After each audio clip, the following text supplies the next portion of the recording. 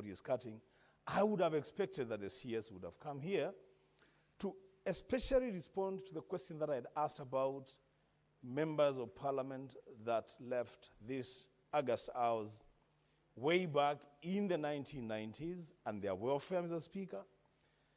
And that question, Mr. Speaker, as I conclude, if I had taken a cue from the CS himself, he had severally tried to push forward the agenda of the welfare of former members of parliament who served between 1979 and I think 1992. The Speaker, I thought, then because he's seated in the office to which he was making that petition, he would be in a better position to tell us what will happen to the welfare of those members. The Speaker, with those remarks, I am disappointed, and let it be on record that I don't take it lightly, that the CS can, at 9 a.m., say that he will not appear before the Senate at 9:30 a.m. I thank you, Mr. Speaker.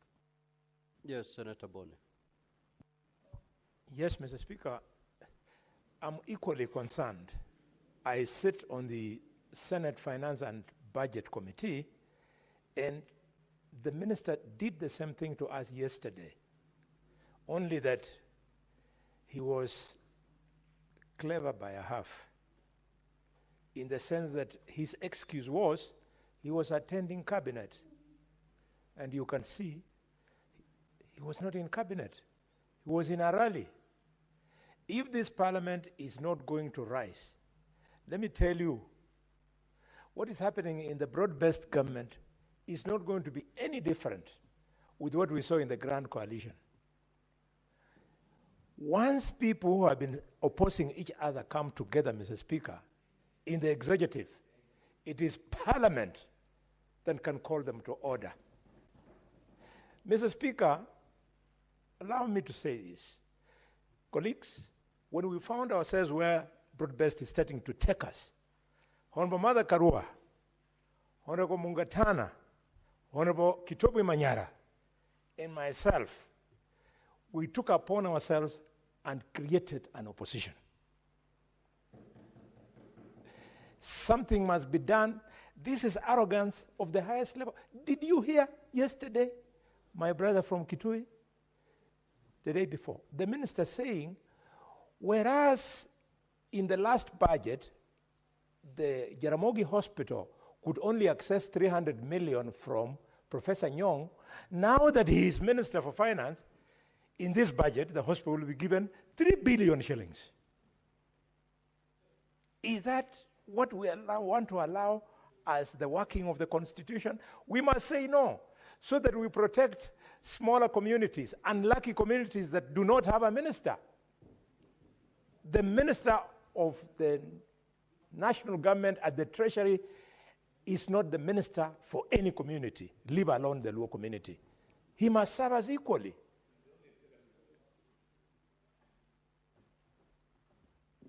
Senator Sifuna. Speaker, let me first begin by saying this thing called broad-based, I don't know where it exists. Personally, I don't recognize any entity called called broad-based. There is a government of Kenya Kwanza under the leadership of President William Ruto. Every cabinet secretary who serves in that government serves the Kenya Kwanza government. And I want to join what Senator Khalwale has said. Some of these individuals who joined government recently think they are there to represent their ethnic communities. That every time a cabinet secretary stands up, he tells you how much the Ministry of Energy has allocated to power projects in Nyanza. So the rest of us lawyers are sitting there wondering, Allah, so who is going to speak about the projects in Bungoma? Who is going to speak about the projects? Honorable Speaker, I have said on this floor that as a Senate, as a Parliament, it is the responsibility of all of us, irrespective of our political parties, to oversight the national governments and the county governments. Honorable Speaker, if there is a problem with a CS, that CS must account to Parliament as an institution, not even to their political parties or this thing, monster they are calling broad-based. It doesn't exist in my view. So, Honorable Speaker, yesterday, I saw at night, just before the game between Inter Milan and Barcelona began, I saw the CS of Treasury on Citizen TV. He has time to appear before Citizen TV, but he has no time to appear before this house. I refused to watch that interview and switch to the football match because I was expecting him here. The conversations that are important to me from that CS are the ones that happen here. Speaker, we have said, when I used to be in the SBC, that the CSs must write in good time to tell the House that they will not be showing up. If a CS insists on writing on the day before, that is absolute contempt. And they must be called out. Honorable Khalwale, trust me, for as long as I remain the senator of Nairobi, for as long as I remain a senator in this house, and the oath that I took there on the first day that I came to this house, there is not going to be a minister that we are going to, protect or babysit or cover up. It doesn't matter whether they come from ODM or from wherever. They are there to serve the public, and we will call them out, Honorable Speaker, as we have always done. So, Honorable John Mbadi, I will call him by his name, must know that as a house we are unhappy that he has time to attend rallies where he explains how much money Luos are going to get from this government, and he has time to go to Citizen TV to tell us lies about economic growth. When you read the newspapers today, data from the Kenya National Bureau of Statistics, Honorable Speaker, is saying that the economy has done the worst since COVID, that we have lost jobs, that salaries and wages have shrunk because of the taxation that has been imposed by this government. Then you go on Citizen pontificating there about the work that you are doing. Honorable Speaker, we will call out these cabinet secretaries without fear. Mimi siogopi mutu. We will say these things publicly because that is what we swore to do. Honorable Speaker, that CS, in fact, you need to confirm to this House if since he was sworn in as CS, he has ever appeared here. I have never seen him here. I have never seen him here. Where? Yeah. So, Honorable Speaker, this is an issue that we as a leadership in the Senate have to call out, and we have to insist that we have to do our oversight as senators, regardless of whatever monster people think exists in this country called broad-based. Thank you, Honorable Speaker. Senator Mungatana. Yes, Mr. Speaker, when a minister doesn't turn up, it is fair for us to actually have access to that letter. I overheard a conversation that even the letter that was written was addressed to a committee. It was not supposed to be the plenary. So it seems like the minister is not even aware that he was supposed to be in plenary this morning, Mr. Speaker. Just for clarity, yes, Honorable Mungatana. Yes. The letter is addressed to the clerk. Yes. The reference is the 3 questions that are supposed to be responded to this question. So indeed, the CS was aware that I was supposed to appear this morning for purposes of appearing before the plenary, but he chose not to appear, given the reason as an engagement in other official duties. Yes, so, Mr. Speaker, let me take it from there. Mr. Speaker, 2 of my colleagues have talked about what these ministers, or let me call them cabinet secretaries, do when they go to public rallies accompanying the president. Mr. Speaker, I have heard Minister Mbadi speak about increasing the allocation of Jaramogi Odinga Hospital to 3 billion. I have heard Honorable Opiyo Wandayi, Mr. Speaker, speaking about how much money he has put for electrification of his rural area in Nyanza region, Mr. Speaker. He has even said that the money that they have gone to borrow on behalf of Kenya has gone to his region. Majority of the people who have benefited are his region. So, Mr. Speaker, we want to tell these people that when you are a minister and you are increasing the allocation to Jaramogi Oginga Odinga Hospital, what about Coast General Hospital? What about Coast General Hospital? Have you forgotten, Mr. Mbadi, that you are also a minister for the Coast region? Yes. What about this man called Opiyo Wandayi? When you say you've gone to borrow money on behalf of the entire Kenya to take to Nyanza, what about Tana River County? What about the Coast region? What is wrong with you people? I think there's a problem, Mr. Speaker, with these people when they accompany the president on these political rallies. we should pass a law that they should not accompany the president to political rallies. These people are supposed to be technical people. The people who should accompany the president are governors, senators, members of parliament. These are the people who should be there on the ground. What do these people do?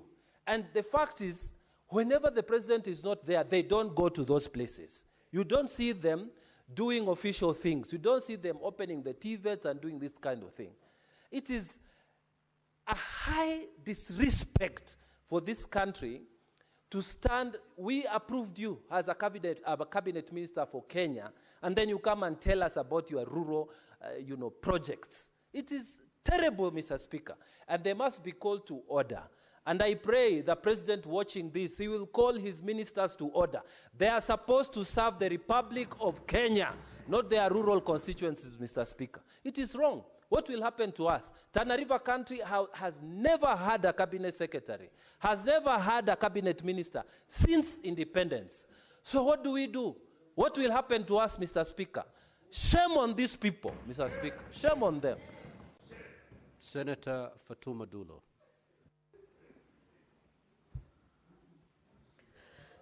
Mr. Speaker, let me join my colleagues in actually contributing to this discussion.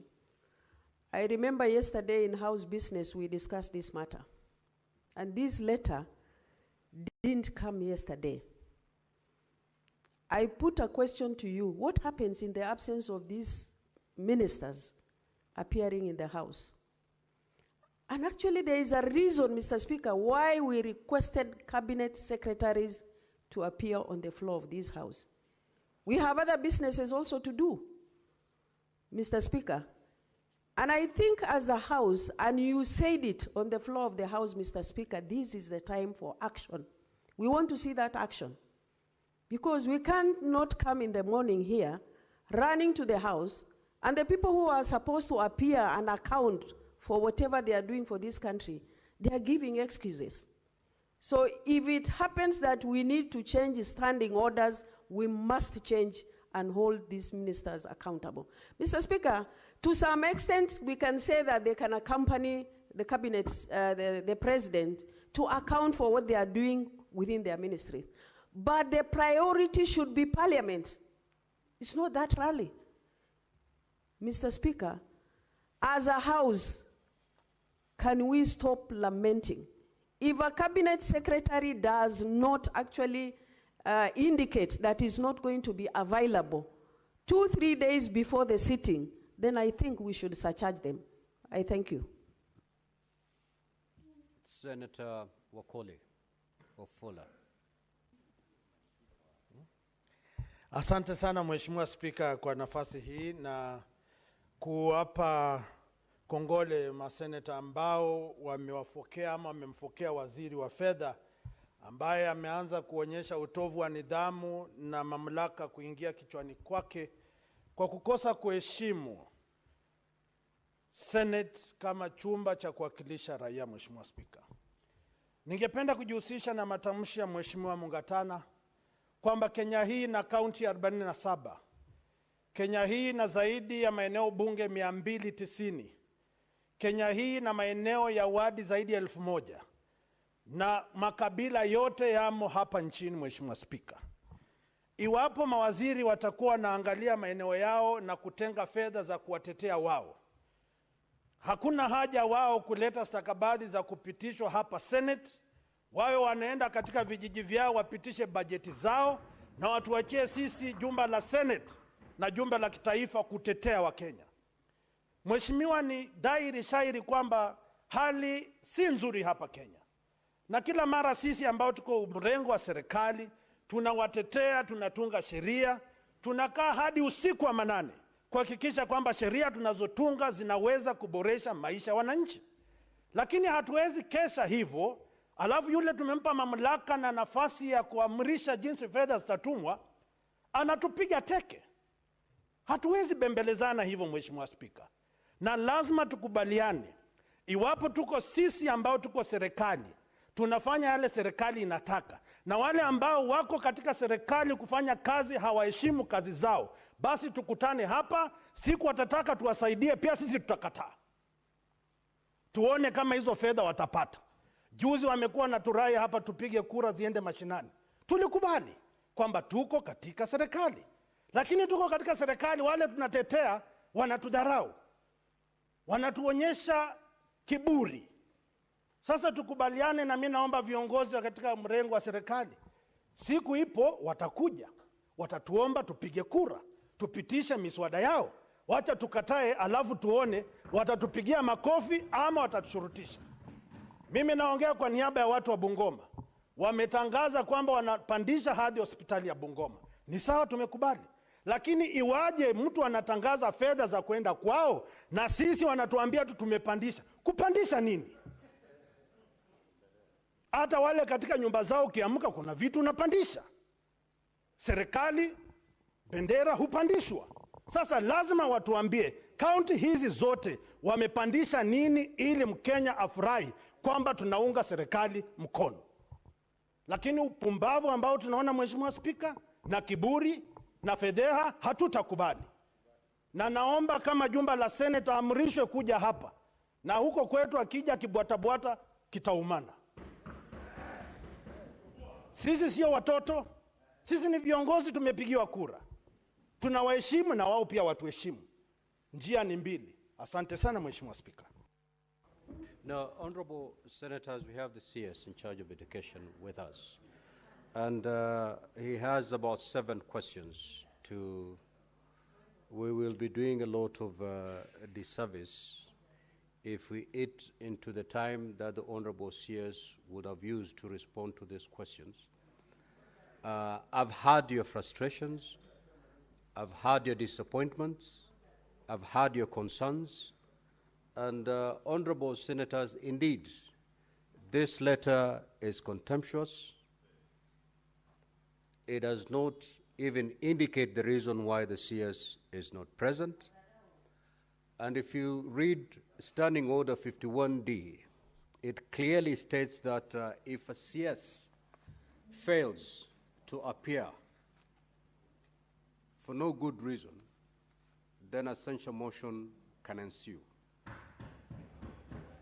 Honorable senators, you have a weapon to handle such kind of CSs. The reason I've given a number of you to, ventilate your frustrations is so that a clear message is sent to the executive of the frustrations that this House goes through when it wants to handle the question time. You will agree with me that sometimes back we had to adjourn the question time because there was no CS present. A morning session was almost collapsing if we didn't have any other business that was indicated in the order paper. And therefore, honorable senators, we have, again, I say this, we have lamented for quite some time. Time has come for you, honorable senators, to invoke the provisions of Standing Order 51D and move a censure motion so that this Senate can regain its respect and CSs can acknowledge indeed that this is a house that speaks for and on behalf of the people. The questions that are supposed to be answered by the CS in charge of Treasury are questions that arise from concerns raised by Kenyans, not just you as senators. And therefore, any CS failing to appear for purposes of responding to these questions, basically he's failing Kenyans. Honorable senators, we have talked enough. We have lamented enough. We have vented our frustrations enough. It is time you invoke Standing Order 51D and move an official censure motion against some of these CSs so that we can see some seriousness going forward. Let us leave it there and allow the CS Education, who is in the House, to proceed and answer the questions that are before us. You will note that we have about 6 questions. So it will take quite some time before we discharge the CS. The more we vent our anger against the CS Treasury, the more we eat into the time that we would have otherwise allowed the CS Education to respond to these very many questions that has come to respond to. And therefore, honorable senators, allow me to invite the CS Education for purposes of responding to the questions directed to his ministry. Clerk, can you confirm that the CS is in the House?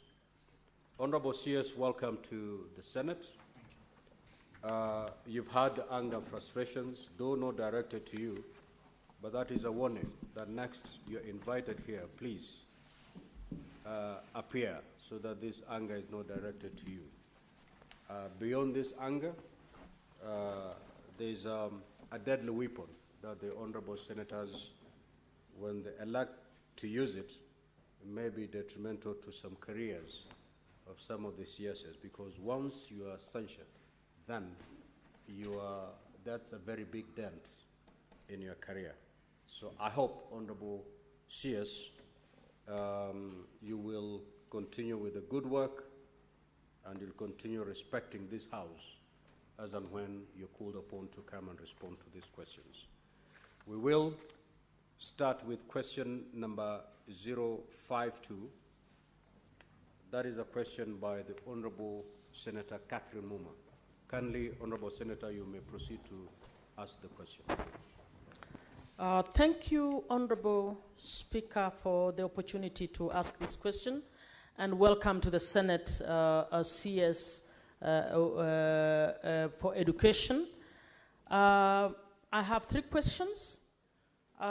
Question 1, do the national government and county governments engage in any intergovernmental collaboration to align the curriculum and training in the county-managed vocational training centers with the standards in the nationally managed technical and vocational education and training institutions? And if so, could the cabinet explain the outcomes of the engagements in the respective counties? 2, could the cabinet secretary also outline steps being taken to encourage private investment in infrastructural development around VTCs and TVET institutions and universities to address the acute shortage of student accommodation facilities around these institutions? And C, could the national government consider advancing conditional grants to county governments to support urban planning and development of basic infrastructure such as water supply and sewage systems in areas around tertiary institutions to further attract private investments? Speaker, please allow me to indulge me for 2 minutes just to explain that bit. The reason I was asking this question is because it is now clear that when you set up universities and national institutions, they trigger peri-urban growth.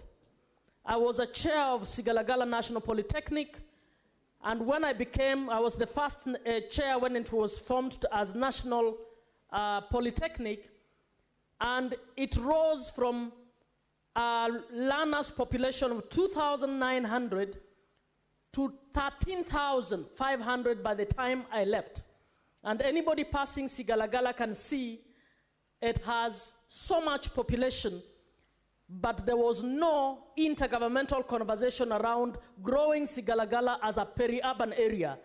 So if we operationalized intergovernmental conversations, then the national government, as they declare national polytechnics and universities, would be compelled to also give conditional grants to develop the relevant peri-urban infrastructure to support those learning facilities. This is the context of that question. Thank you, Mr. Speaker. Honorable CS, you may now proceed to respond. Now, before the Honorable CS responds to this question, Honorable Senators, we have 6 questions directed to the CS. By way of managing time, each question will take a maximum of half an hour. The question by Senator Muma was raised at 10 a.m., and the most we can stretch it is up to 10:30. Thereafter, we'll move to the next, so that at least by 1, we'll have handled all the 6 questions. You may proceed, Honorable CS, to respond. Thank you, Mr. Speaker, and thank you, honorable members, for the invitation. And the message I've received here is well taken, and will ensure that when called upon, we will attend the Senate and respond to the questions as best as we can. Having said that, Honorable Speaker, in response to question 052, Part A, Mr. Speaker, the mandate of the national government in education and training is set out in the 4th schedule of the Constitution. The mandate of the national government is education policy, standards, curricular examinations, and the granting of university charters and other policies.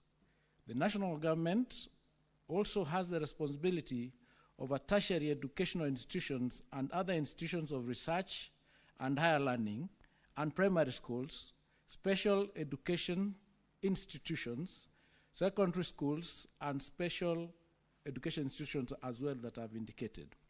The mandate of the county government, Mr. Speaker, on the other hand, is on the pre-primary education, village polytechnics, home craft centers, and child care facilities.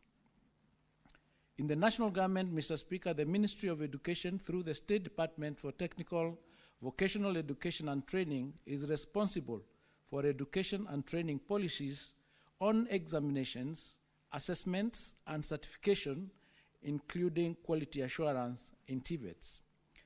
The uniform implementation of these policies among the counties is key in achieving standardization of the quality of qualifications achieved by our learners. The overall framework, Mr. Speaker, for intergovernmental relations is in the Intergovernmental Relations Act 2012.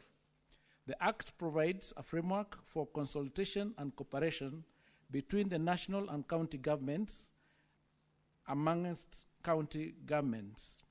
The State Department for Technical, Vocational Education and Training works with the Intergovernmental Relations Technical Committee and county governments and the Council of Governors to coordinate vocational education and training. This collaboration has been in the areas of policy development, legislation, norms and standards, and the implementation of the devolved functions.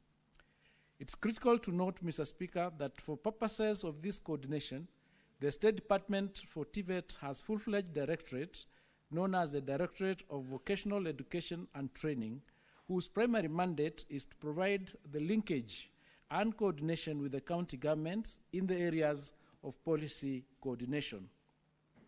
This coordination is also achieved through the various semi-autonomous government agencies under the State Department, such as the Technical and Vocational Education and Training Authority, TVETA, the Kenya National Qualifications Authority, KNQA, and the Curriculum Development Assessment and Certification Council, the TVET-SEDAC.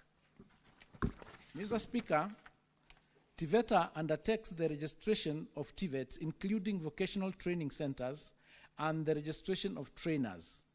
In this regard, TVETA has so far registered 1,174 VTCs and licensed over 9,221 trainers countrywide. The TVETA board has also a co-opted representative of the Council of Governors to articulate the matters of vocational training in counties. Mr. Speaker, KNQA is established under the Kenya National Qualifications Framework Act 2014. The Act mandates KNQA to coordinate the development of policies on national qualifications. In developing policies, KNQA sets out the specific roles and coordination mechanisms for each agency. These include the roles of the qualifications awarding institutions, regulators, assessment and examination bodies, institutions that perform placement and admission of trainees and curriculum developers. TVET-SEDAC, on the other hand, actively collaborates with various stakeholders, including county governments, industry players, and regulatory bodies in the rollout of the competency-based education and training. TVET-SEDAC has partnered with county governments to roll out competency-based assessment, and so far, several VTCs have been trained on the CBA. The VTCs accredited by TVETA to offer CBET course have been trained and capacity built to implement Level 3 and Level 4 CBET curriculum in these institutions. Mr. Speaker, trainers from the VTCs offering CBET have additionally been engaged by TVET-SEDAC as contracted professionals in the Level 3 and Level 4 courses. As assessors, the persons who develop and validate assessment tools, and also as examiners, these are the people who are engaged to mark national examinations. The same are engaged as supervisors, invigilators, and monitoring officers to oversee the conduct of summative assessments. TVET-SEDAC works closely with VTCs offering CBET assessments in their termly assessment series, which are 3 in a year. That's March, April, July, August, and November, December. Mr. Speaker, it's also important to note that county governments are represented in the boards of governors of TVET institutions in their respective counties. The second schedule of the Technical and Vocational Education and Training Act provides for a representative of the county governor of the county within which the institution is located to be a member of the board. As a ministry, we work closely with the county governments in implementing this requirement. This ensures that the voice of the county government is represented in the management of technical and vocational education institutions within their counties. Through TVET-SEDAC, Mr. Speaker, the ministry has developed 165 CBET curricula and occupational standards for the Kenya National Qualifications Framework Level 3 and 4, which are currently being implemented by the vocational training centers at county level. TVET-SEDAC has also worked to develop the capacity of the VTC trainers.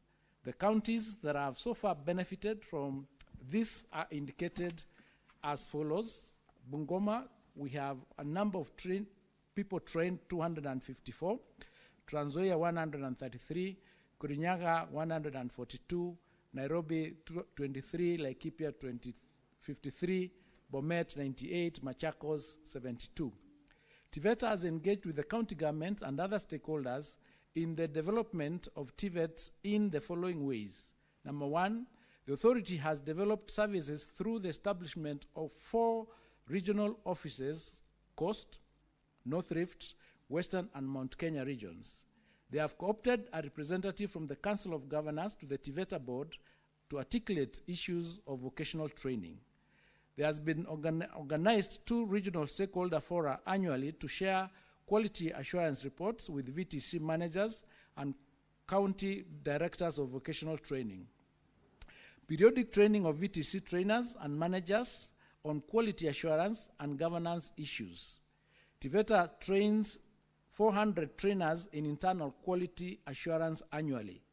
Licensing of trainers is utilized at all levels, both national and county. Together with the development of partners, ILO, we have assisted in developing strategic plan for all VTCs in the 3 counties of Narok, Kajiado, and Nakuru. Together with the development partners, a partner known as No One Out, the TVETA did capacity building for 180 managers of VTCs from 180 centers, where 540 board members, 3 from each of the centers, were trained.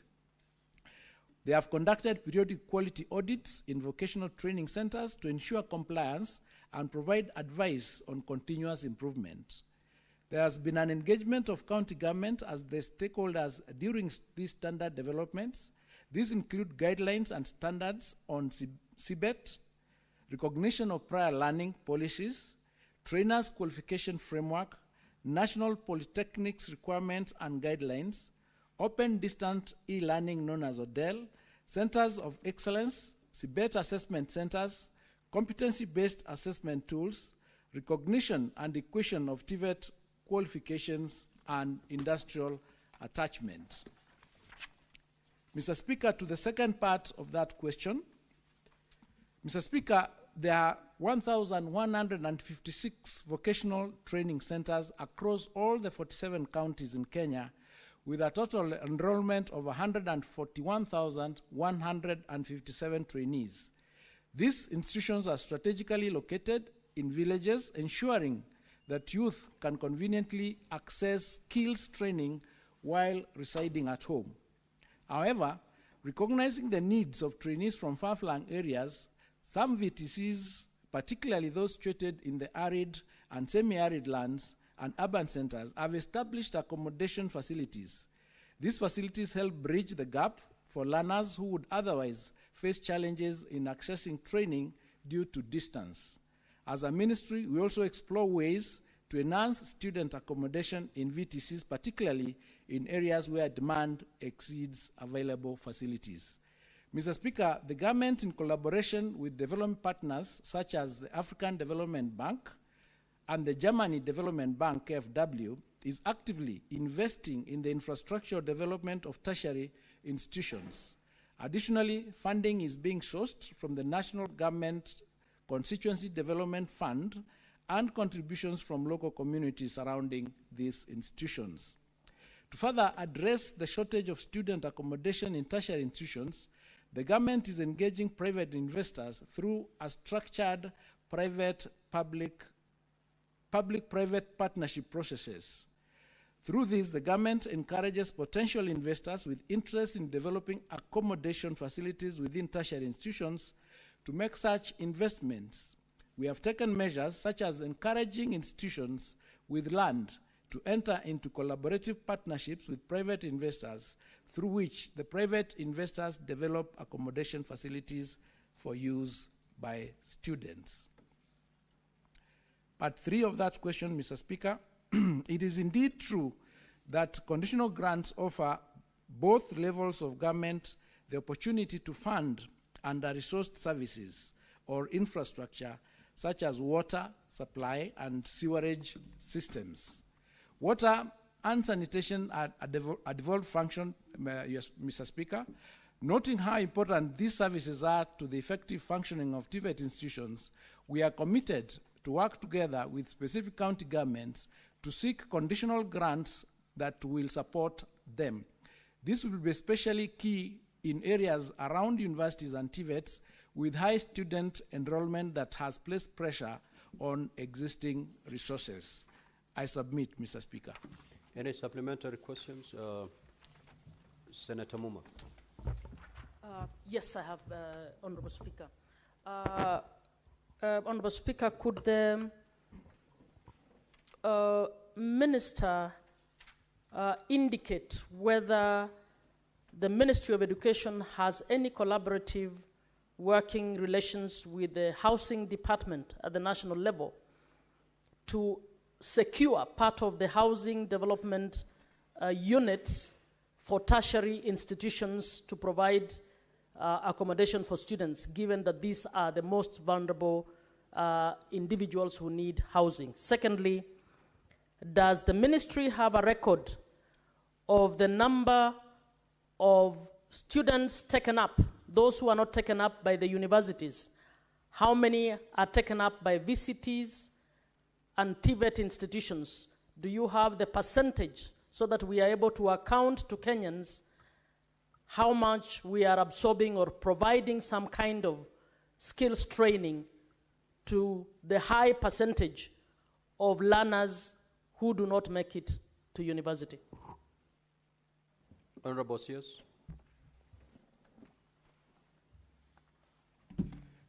Thank you, Mr. Speaker. I can confirm that we have collaborative working agreement with the national government through the Ministry of Housing to provide accommodation to tertiary institutions using the housing levy through the affordable housing program.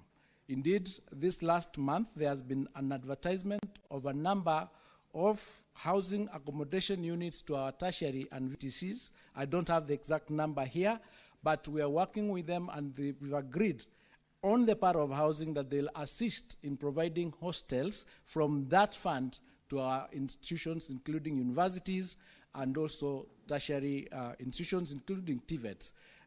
This is because it will help increase the number of the enrollment we get in those institutions, because accommodation is very, very crucial. In terms of the university, the number of students that we are putting through TVETs, I'll just use the example of last year, is the last year's KCSE examinations. We had a percentage of 25% passing to be able to go to universities who got C+ and above. That means about 75% got below the C+. Now, the 25% was 246,000 students. The number that did examinations last year for KCSE was 965. So we have about 750 students who are supposed to go to VTCs and TVETs. When we opened the portal for TVETs, 8,000 of the students who qualified to go to universities actually elected to go to TVETs. I do not have the actual breakdown of the numbers that have been enrolled to TVETs this year, but I can have that done and will provide it in writing so that I don't give a figure that is incorrect. But we are doing something about it. Senator Muma, you've had your opportunity. Allow other senators to ask any other supplementary questions. Senator Boni. Mr. Speaker, there has been additional strain on the newly promoted national polytechnics, rather TTIs that have been promoted to national polytechnics, with special reference to Shemberere in Malaba Sub-County National Polytechnic and Sigalagala in Shinyalwe Kolomani sub-counties. The president, while visiting us, assured us that he was going to put up a number of hostels in those institutions. Mr. Speaker, could the CS confirm how much money he has now set aside for constructing these facilities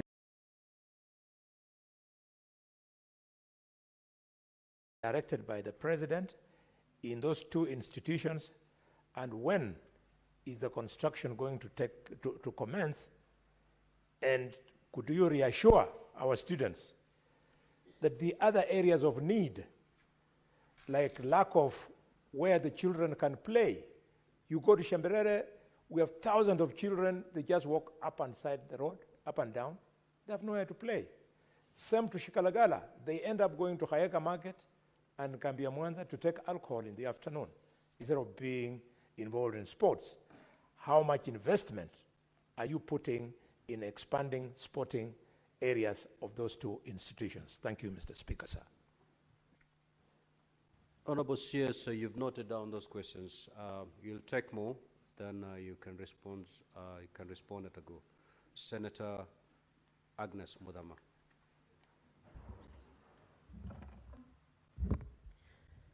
Thank you, Chair. I first of all want to congratulate the CS, because even when he's called in committees, he appears. I've seen him appear in the Committee of Education, and so keep it up, Honorable CS, so that we don't speak like you have had senators speaking about the CS for Treasury. My question is, how long does the training for VCTs and TVETs take how long? Is it 6 months? Is it 1 year? Is it 4 years or 3 years? Because we've seen some students being trained for 2 to 3 months and they're out, and we wonder if they can qualify with such a short time of training. And Honorable CS, there is an issue of transfers that I brought to your attention. Senator Mudama, if you can answer me about it Senator later. Mudama, Thank you're you. entitled Thank to- you, Mr. Speaker. I've finished. I'm done. Thank you. Honorable CS, you may proceed to respond. Thank you, Mr. Speaker. The policy of upgrading polytechnics or TVET institutions to national polytechnics is that each county needs to have at least one TVET being upgraded to a national polytechnic. And once that is done, the financial implications of that particular upgrade is then assessed, and then it's included in the next financial year to ensure that the infrastructure in those institutions are developed to meet the status of national polytechnics. So I may not have the exact amounts for the allocated to the specific institutions that Senator Kalwale has referred to, that is Igalagala and Shimerere, but I undertake to check the actual figures allocated to them and then provide that answer so that I don't give the wrong information. With respect to expanding other infrastructure, including playfields, we are working with the Ministry of Sports to ensure that we have facilities provided for, because they have a sports fund that is available to develop and acquire extra land spaces to ensure that these institutions have enough space for expansion.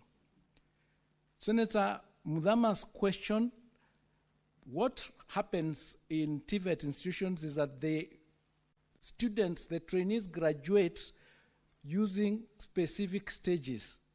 So there are courses that take 3 months. There are skills that somebody gains by just being trained for 3 months. They are given certificates. There are diplomas that take 6 months. There are higher diplomas that take a year. There are others that take 2 years. So what we've done is that we've come up with a curricula that is specific to the needs of the students. For example, if a student wants to come and just learn masonry cannot take, for example, 6 months. So he's trained for 3 months, he gains that skill of masonry, is accredited and given a certification for that, and he can leave to go and use that skill to gain employment, then come back if he wants to learn something else, whether plastering, or he can move on like that. So it depends on what course it is. In fact, we've done what we are calling modularization of courses, where you can come in, study what you require, finish, go and gain employment somewhere else, and come back and continue learning. Because of that, we've had to pass, for example, the specific policies, including the recognition of prior learning policy, which requires that if you've been trained outside the informal program, you can come to an institution, you showcase your skill, and you are awarded a certificate in order for you to move to the next stage. So it is staged, and it's programmed depending on the course that one is taking. Thank you, Mr. Speaker. Honorable Senators, we now move to question number 058. In the event that we save on time, we may come back to those honorable senators who still have supplementary questions on this particular question. The Senator for Nairobi City County, Senator Edwin Sifuna. Thank you, Honorable Speaker. These are the questions. Number one, what has the government done to permanently address the root causes of the prolonged industrial action by lecturers at the Technical University of Kenya, which led to the closure of the university between 3rd February and 18th March 2025? B, could the government consider apportioning budgetary allocation to bail out the Technical University of Kenya from the prevailing financial crisis, as it did for Moi University, to forestall a collapse of the institution? And lastly, could the Cabinet Secretary also outline the government's strategy to generally address the challenges currently afflicting public universities, which include inadequate infrastructure, perennial strikes by the academic staff, and financial instability? I thank you, Honorable Speaker. Honorable CS, you may proceed to respond. These answers have been circulated to the honorable senators. Yes. You need not read them verbatim. You may even elect to paraphrase so that we save on time. You may proceed. Thank you, Mr. Speaker. But on this one, Mr. Speaker, please allow me to read because it includes figures that are specific to TUC. Then where it's a general response, then I'll be able to generally paraphrase. Mr. Speaker, the award of charter to the Technical University of Kenya as a full-fledged university was done on the 15th of January 2013. Since that time, Mr. Speaker, TUC has operated with chronic funding shortfalls.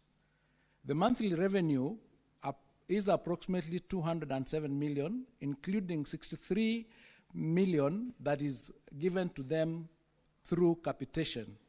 This falls very, very short of the monthly expenditure of 314 million, which includes a wage bill of 272 million, which has not been met, contributing, Mr. Speaker, to a debt of 12.9 billion, inclusive of CBA's arrears of the cycle of 2017 to 2021. Mr. Speaker, because of these cash flow challenges, the university then resorted to paying net salary to all staff and was unable to pay any remit any statutory deductions, that is pensions, pay, and housing levy, or any third-party deductions, that is union dues, bank loans, SACCOs, welfare, insurance premiums, etc. These challenges, Mr. Speaker, led to industrial action by staff of the university, as indicated in the question. Mr. Speaker, there is a table that we've annexed there, table 2, that shows the particularization of the debt, including what is due to contractors, what is pending to pension, which is 4.3 billion, third-party funds, statutory deductions, banks, SACCOs, insurance, CBA arrears, staff claim, all totaling to 2.9 billion. To overcome these challenges, Mr. Speaker, the Ministry of Education, in conjunction with TUC, came up with a recovery plan, which included the following measures. There was an agreement that the government will give a direct support of 145 million for the period of January 2025 through to 30th of June 2025 to ensure that staff salaries are paid in gross and on time. We also agreed to offer conditional grants and enhanced capitation. The Ministry of Education will continue to channel conditional grants to bridge the budget gap with phased allocations over the next financial years from 2025-26 to 2031-2032 to cover gross salaries and enable the timely remittance of the statutory deductions. We came up with a structured plan of sorting out that debt. TUC has also put in place a recovery strategy anchored on 3 areas. They are going to increase student enrollment. They are going to implement cost-cutting measures, including staff right-sizing, and also organizational restructure and revenue enhancement, as indicated. Table 3 there, Mr. Speaker, indicates the pending bills payment plan that runs from 2025 all the way to 2031. Regarding the retirement benefits and the remittance of statutory and third-party deductions, TUC has undertaken to do the following. The TUC Staff Retirement Benefit Scheme, originally established in 2009 and registered on the 12th of November 2013, was wound up by court on the 5th of July 2024. In the aftermath, TUC has engaged the Retirement Benefits Authority, the unions, that is WASU, KUSU, and KUDEA, and the receiver manager, liquidator, with a key meeting held on 30th of January 2025 and a follow-up schedule for 21st of May 2025 on the liquidation process. TUC has also undertaken to provide funds over the financial years 25-26 all the way to 2030 to settle outstanding liabilities of the wound-up TUC Staff Retirement Benefit Scheme in line with the overall recovery strategy. TUC has also requested the Retirement Benefits Authority to give the university authority to establish a new retirement benefit scheme since the old one was wound up.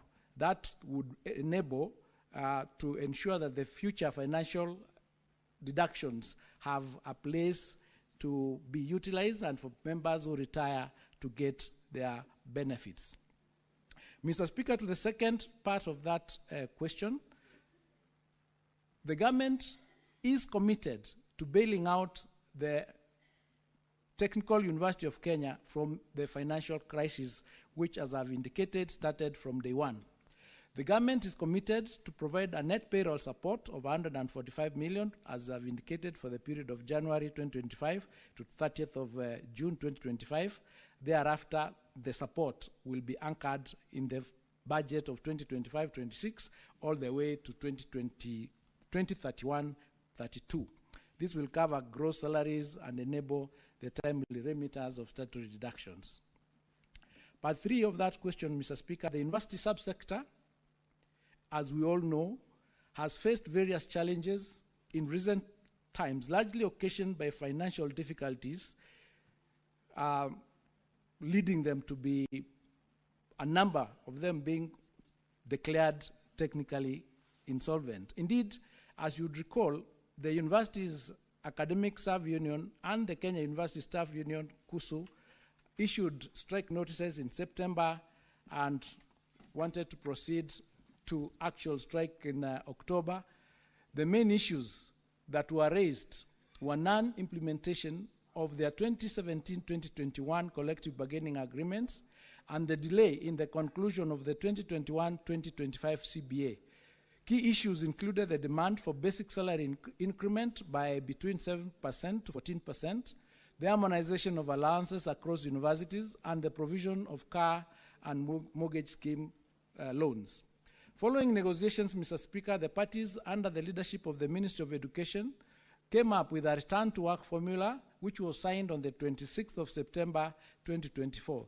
The key terms and provisions of the return-to-work formula, Mr. Speaker, include the following: the salary adjustments, the last 2 years of the CBA, the 2021-25 CBA cycle, effective 1st of July 2023 to 30th of June 2025. It was agreed that for grades 13, 14, and 15, a 7% increment, salary increment. For grade 10, 11, and 12, a 10% salary increment. We also agreed on an annual automatic 4% increment. We agreed that the revised salaries would be effective October 2024. Retirement age was also sorted out. Transition provisions were provided to ensure that there is a smooth transition with the higher retirement ages until the expiry of the existing contracts. Harmonization of allowances was also undertaken beginning October 2024, which resolved the issues that were raised relating to different allowances being given by different universities. Budget enhancement, we gave commitments to address budgetary allocations for staffing promotions and related priorities. The Interpublic Universities Council, that is IPUCCF and WASU, were required to convene, and they did that convening, and they have undertaken the process of implementing the return-to-work formula. Mr. Speaker, in line with the return-to-work formula, the technical team composed of IPUCCF representatives and the 3 unions convened and worked out the figures that were required, and they came up with a figure of 9.7 billion. And then this figure was agreed to be spread out for the years 2024-25, 25-26, and 26-27 in order to ensure that they are taken care of, and therefore it led to a signing of a CBA on the 23rd of November 2024. The payments, Mr. Speaker, for 2021-25 commenced in December 2024 within the effective implementation date, with the effective implementation date being 1st of October, and we have adhered to it so far. To avert a recurrence of industrial disputes in the university subsector, Mr. Speaker, the government has committed to ensuring that negotiations for future CBAs commence at the start of each cycle to allow proper planning and budgeting. Since the implementation of CBAs is resource sensitive, we are also creating a legal and policy framework to ensure that our public universities are financially sustainable. Part of these include the introduction of the student-centered funding model, which replaced the DUC, under which universities were seriously underfunded. The ongoing law reform process is also geared towards ensuring that the governance frameworks in our public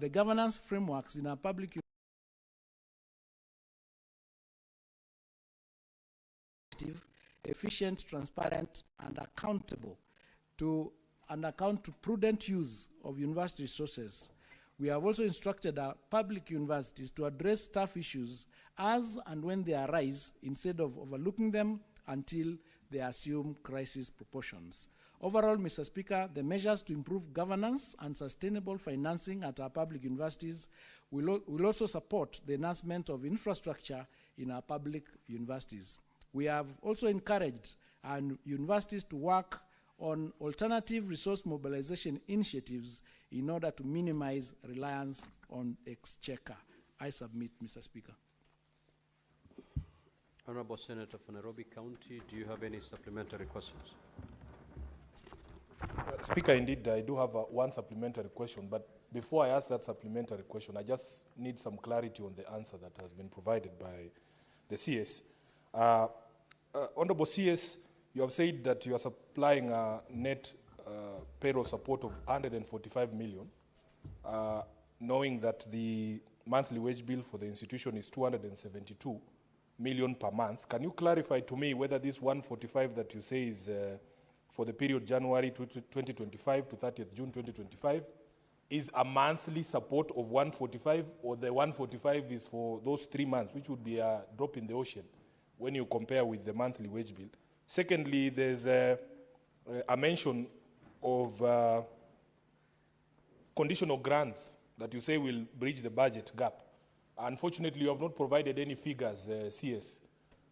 Do you have a figure of the total amount of the conditional grant that is going to be supported, the institution is going to be supported with? And lastly, and last clarification, Honorable Speaker, there is language that is suspicious in the response on the recovery measures. I don't understand what you mean by staff right-sizing. This is the first time in my entire life that I have heard that word, staff right-sizing. Are you saying you're going to sack people? And if it is that is what you are saying, can it come from you clearly, which cadre of staff are affected and the numbers? And then, Speaker, I can ask my supplementary question then. Because those were just clarifications. This language is, that language is confusing. What is right-sizing? Are you cutting people down to size? Proceed. Now, Honorable Speaker, the supplementary question that I wanted to ask is whether this idea of transforming these middle-level colleges like Kenya Polytechnic into universities without sound financial and research grounding was ill-thought, and given the inability of these institutions to self-fund from internal resources. He has brought that question very clearly, Honorable Speaker, that these institutions are unable to self-sustain because of the sources of funding. Would you still, as a government, support this policy of transforming these mid-level colleges like Kenya Poly into universities? I thank you, Honorable Speaker. Honorable CS, you may proceed to respond. Thank you, Mr. Speaker. For clarification, first clarification, Honorable Sifuna, the 145 million is monthly support. Monthly support to cover a gross payment of salary from January 2025 to June 2025. The conditional grant figures, we have them inbuilt in the 12.9 billion figure that we are supposed to pay, which we spread out from 2025-26 year to 2030-31. There is a schedule of how much per year we are giving so that that figure can be met. The idea was, take the 12.9 billion, spread it out because the government cannot afford to pay all of it at once. Spread it out because, for example, if you take the 4.3 billion, that is the amount for pension, we know it is not required all at once. So we spread that figure out so that at least when people retire, they do not go home without any money. So we put in some money current so that when you retire, you are getting money, and we keep increasing that figure so that by the end of 2031, we'll have cleared the debt and we'll be in a position of sustainability. On right sizing, Mr. Speaker, this is rationalization of the staff. I will explain further, Honorable Senator. What we found is that in universities, the ratio of teaching staff to non-teaching staff is supposed to be 70 to 30. But what we have in most of our institutions is the opposite. We have academic staff that are 30 to 70. So right sizing or rationalization is as you continue employing, you see where do you need to employ and where do you need to release. For example, if a casual or somebody is on contract and you find is in the 70% portion, you do not replace that person. You let them go at the end of their contract so that you have an opportunity to bring this other side above in order to right size. There is going, of course, to be issues relating to sending people home, but that is dependent on a program that would work if that becomes necessary, just like what we've done in Moi. What we did in Moi, we agreed that the first thing that will happen is the people whose contracts are coming to an end and are not required to be renewed because they're in the category of where you have more than you need, you don't renew their contract. But then, when you move to want to deal with the rest of the group, let's say you want to send them home, you have to work using the normal, because it's a labor right, using the normal process. Discuss with them, discuss with the unions, and you must have funds if you are sending people home to pay them so that they go home. So these are the strategies or structures that we put in place. One, to ensure that we have sustainable programs in the universities, but we also do not offend the rights of the employees. So we are not just going to sack people and tell them, go home. We are going to work with them and with the unions to ensure that we have a program, a transition program, where we are going to be able to ensure that we are reaching the right level. That is the right sizing, rationalization that we are talking about. But we are going to work together with them. We are not going to wake up and say, this group go home. There could even those who are willing to voluntarily come and say, I want to go home, can I have my redundancy package and stuff like that. Now, the issue of transforming these mid-level colleges into universities, of course, came about because there was a number of students, as you very well know. The university spaces, if you remember, was that if people do exams and they're supposed to go to universities, what used to happen is you start from the position of how many spaces do we have in the universities for us to admit. Then you do a cutoff point and say, this year we are taking students from B and above. So you find that even the people who are actually qualified to go to universities were not getting the spaces. That is the basis upon which the transformation of these middle colleges to universities came about. But where we are now, the conversation needs to be had to confirm whether we have enough. For instance, this year, the spaces we have in universities to accommodate students, the available spaces are 305,000. The people who qualified on the C+ to go to universities are 246,000. That means we have almost 60,000 available space to admit other students. So the question would be, do we really need to do or create more universities? Because we are not getting enough students to admit. So it's a conversation that we'll have, and at each and every discussion, this is the rationalization, the discussion, the assessment that needs to be done, including the financial implications of it, to see whether it is possible to upgrade. But otherwise, currently we have almost 79 universities in the country, for 3 of them being public, the rest being private. So we have enough spaces to admit all our students. So it's a conversation, as I said, that would need to be had depending on the need. Thank you, Mr. Speaker. I submit. Senator Professor Kamal. Thank you, Mr. Speaker, for the opportunity. And thank you, Minister, for the answers. I'm just wondering about the universities in relation to the TVETs, and you answered the question earlier about the TVETs. How much space do we have in the TVET and mid-level colleges to absorb our students? I'm asking that because you have rightfully said the percentage to the university is about 20% of those who did KCSE. You have also said that those figures at least well accommodated as far as admission is concerned, because we have even extra room. How many do we have in the middle level? This percentage that qualifies to go to college, what capacity do we have for them? That's for the mid-level, before we even talk of VCTs.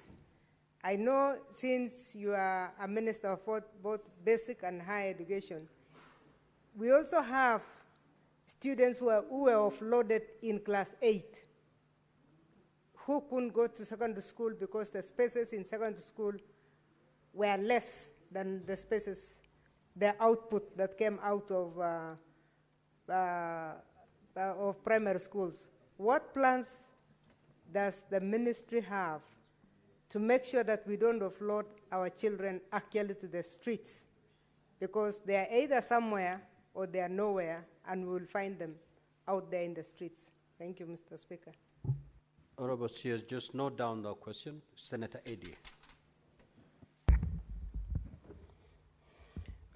Thank you, Mr. Speaker, and thank you, CS, for coming to answer these questions.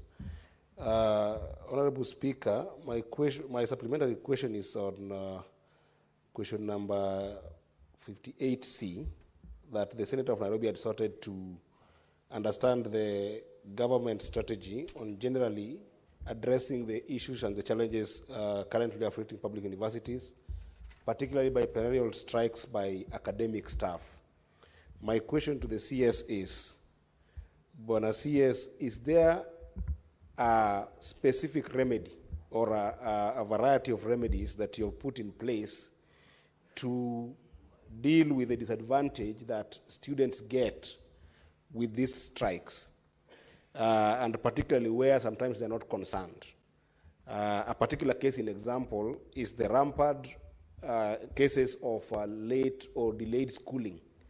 For instance, when there is a delayed element of or changes in calendars, where you find that a student is supposed to even graduate in a year's time, there is delayed calendars to the extent that they end up graduating in 2 years or 3 years. This is becoming a very serious issue in public universities, Honorable Speaker, that I think that it's an issue that needs to be dealt with for once and for all. So is there specific remedies that the ministry is putting in place to make sure that those disadvantaged students are also catered for in the middle of these perennial strikes? I thank you, Mr. Speaker. Senator Mariam.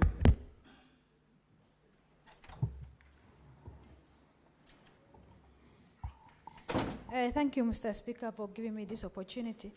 Mr. Speaker, my question is on paragraph 31, which is the minister saying that he will pay a net payroll of supports payroll 145, but the gross one is 272.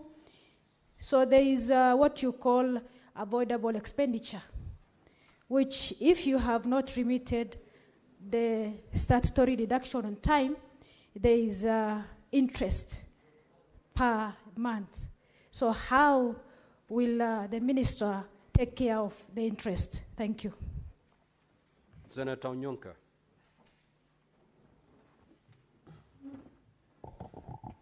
Mr. Speaker, thank you for giving me the opportunity to raise a supplementary question to the CS.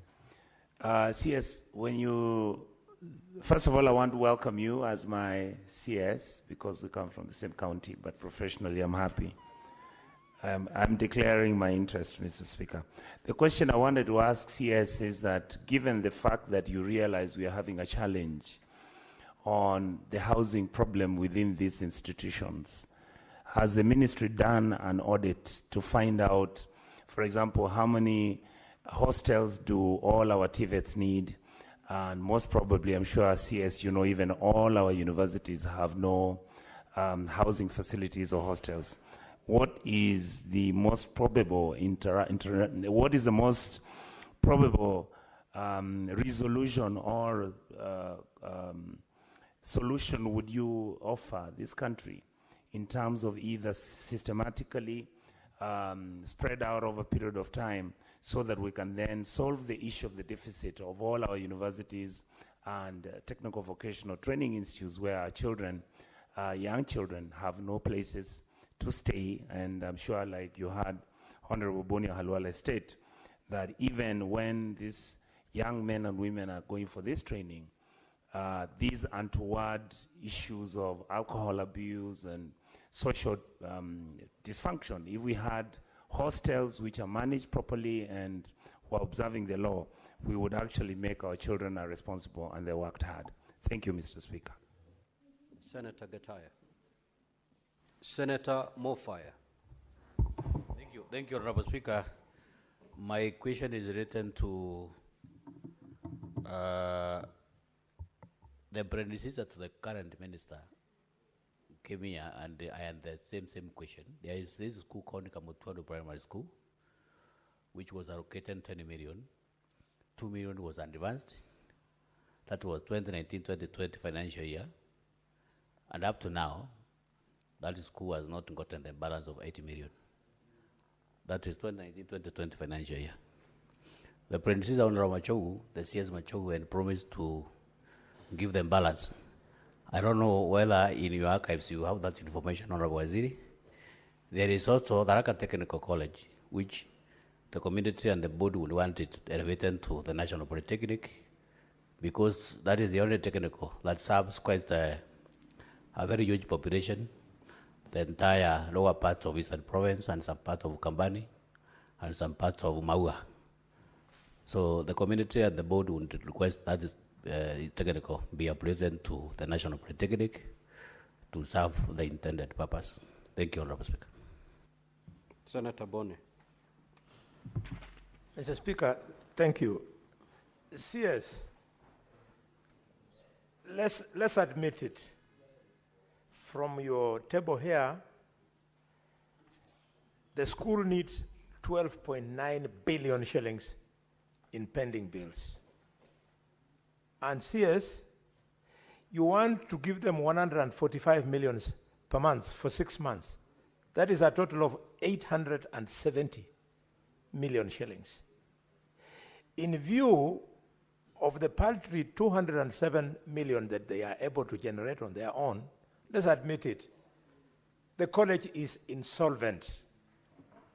Can you make an undertaking, Minister, because you can't do it now, that a few weeks or months from now, you will present to the public a comprehensive strategy of how you want to rid this problem of insolvency at the Technical University College.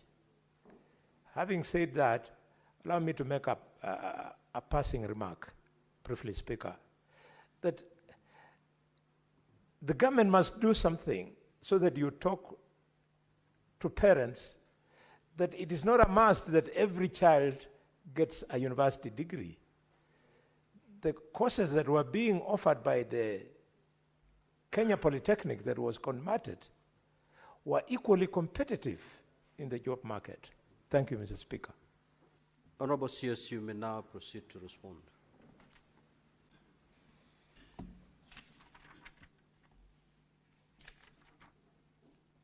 Thank you, Mr. Speaker.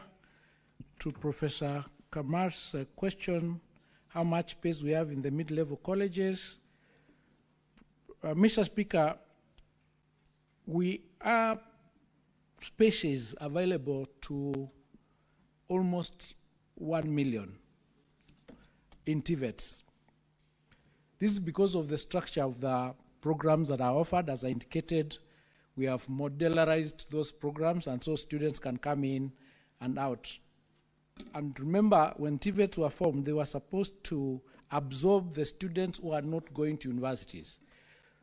Now, in 2025, we had a total of 375,000 students in TVETs, when the student admission to universities was at 22%, and universities had almost 800,000 students. So the pyramid was inverted. We had more students in universities than in TVETs, when we should be having more students in TVETs than universities.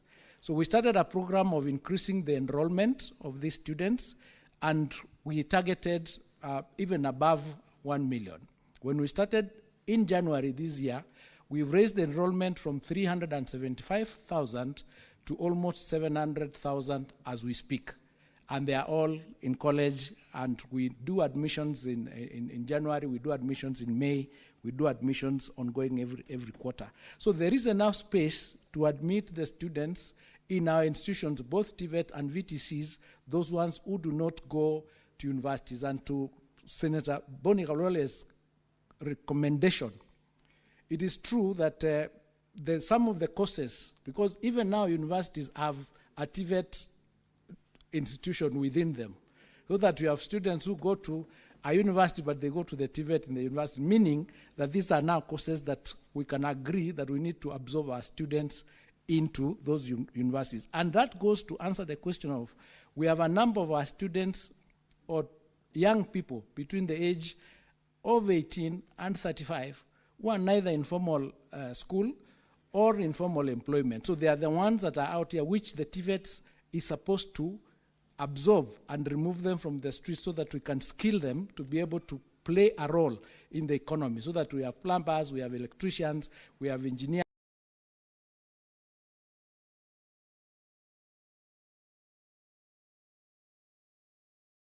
And there are many other IT programs that we are offering in that space. So it is important that all of us start working. In fact, the issue of enrollment to TVETs is being spearheaded in conjunction with NGAO, because we are using an all-of-government approach, and we're ensuring that these people, when they go to barazas, they tell the parents what is important or how useful the courses that would be in those institutions are covered. Apart from that, we have a lot of equipment in those institutions of TVET. So learning on hands-on learning is that much more effective. And recently we passed a policy called dual training policy, where our students would be taught in institutions for 50% of the time, and the other 50% they go to industry. And we are signing collaboration agreements with industry in various places, of the people doing textile, people doing any other industry, so that we can have our children, when they are learning, to learn hands-on. So there's something that we are doing in this space to ensure that we reduce the number of our students who are not skilled. Senator Eddie's question, is there a specific remedy to deal with? Yes, what happened is, for example, in Moi, if you recall, there were students who are doing medicine, and they had been in that institution for 9 years, for courses that were taking 6 years. So they had lost 3 years in that university. So when the strike came and we came up with a package to resolve the issues of Moi, we also came up with a package to resolve that problem of those medical students, which related to training in the referral hospitals. And we came up with a program where they expanded the program from Moi Referral Hospital to Iten, so that you can be able to do many more students. And because of that, we were able to graduate those students in March this year. The first students graduated in November last year, 28th of November last year, but the medical students and other batch that had remained behind graduated in March this year. So when we come up with a program to ensure that the strike is resolved, we also work towards coming up with a program on how the students who have suffered are going to meet their lecture time so that they can graduate. And what we have come up with is to just agree as Kenyans that we need to resolve the problems early. One of the problems we discovered is that most academic strikes arise out of their CBAs. Now, we found that CBAs are negotiated at the end of their lifespan.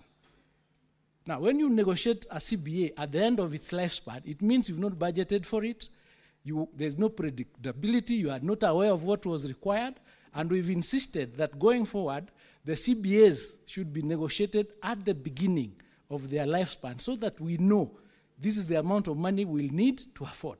That way, we can budget for it or plan for it. And I'm glad to note that the CBA for 2025, 2029, they are already negotiating it as we speak, so that we can factor it into our next budgets to ensure that the teachers know or the lecturers know what they require. So that is how we are trying to resolve this space, and it is a multi-pronged approach. We have to deal with it because the students who are in these universities are our students. If we don't do something about them, then they suffer. As we indicated, almost 23 of our universities were technically insolvent.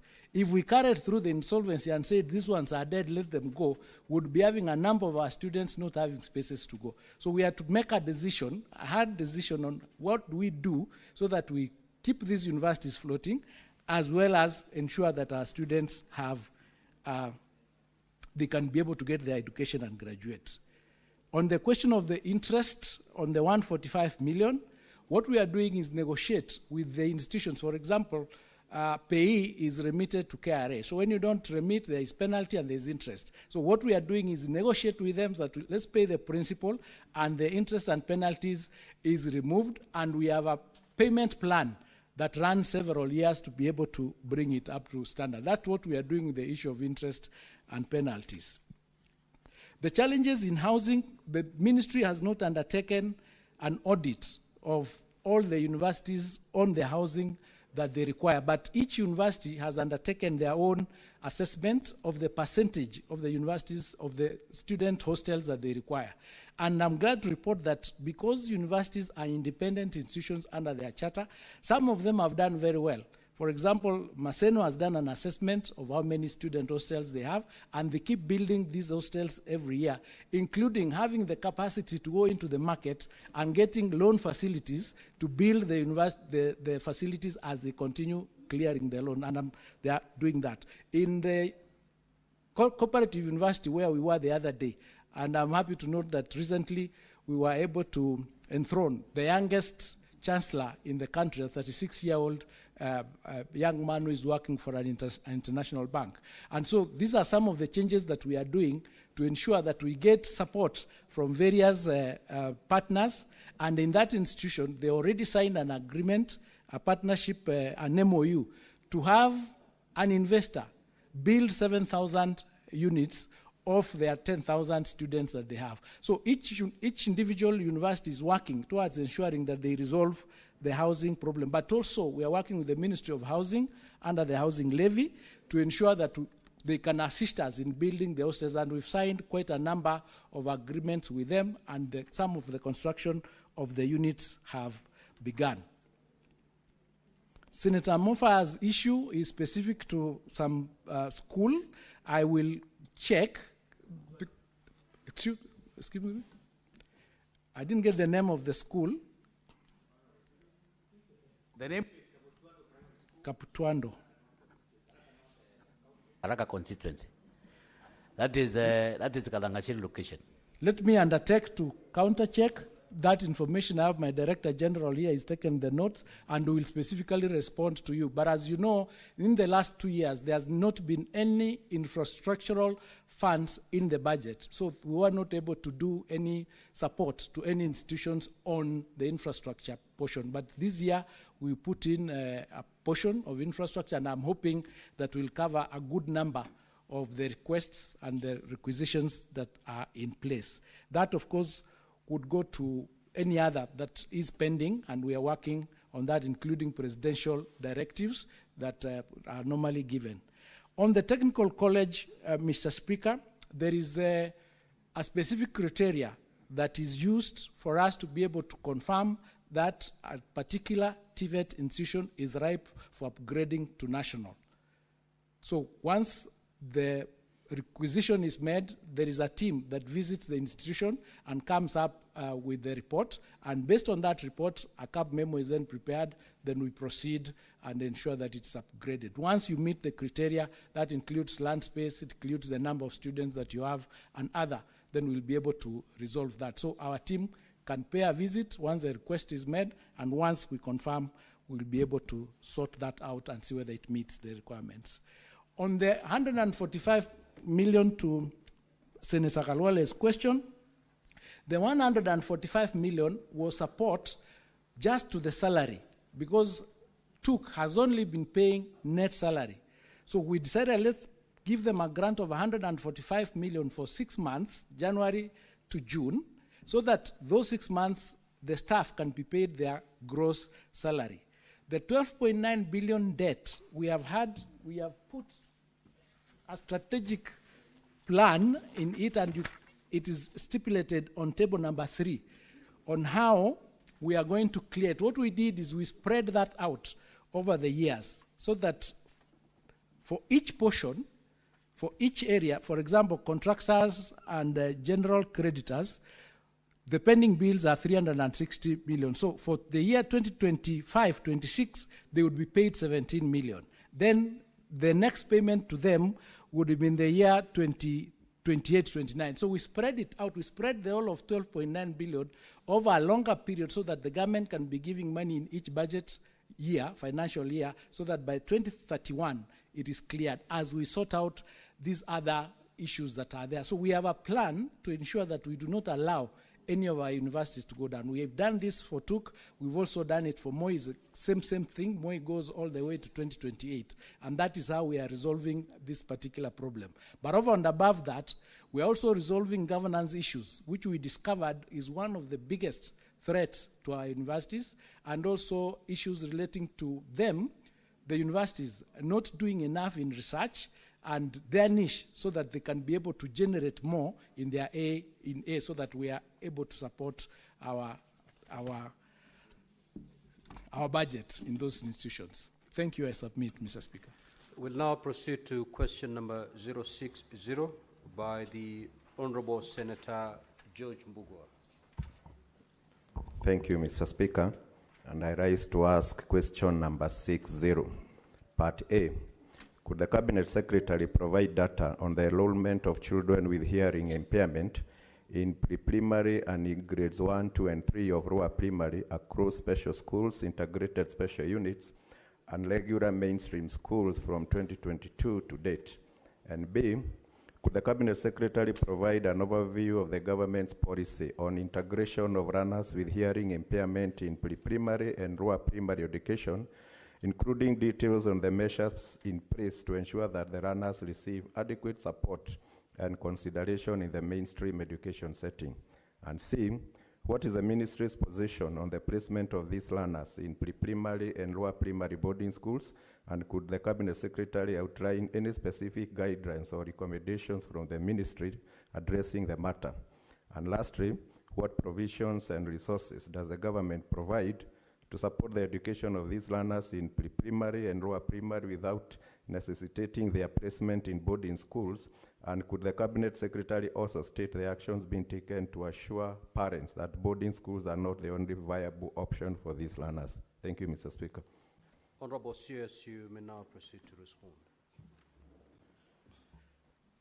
Mr. Speaker, to part A of that question, the enrollment of learners with hearing impairment in grades 1, 2, and 3 of lower primary across special schools, integrated special units, and regular mainstream schools from 2022 to date is as follows. 2022-2023, we had 13,099 students. 2023-2024, we had 19,199, and 24-25, we had 11,399. This is the data, Mr. Speaker, that is available on the National Education Management Information System. On data on learners in pre-primary institutions, we are now working with the Council of Governors to collect data on learners in pre-primary institutions which are under the county governments. This data will then be populated on the National Education Management Information System.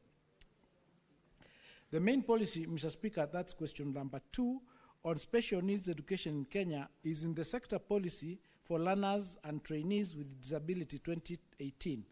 This policy document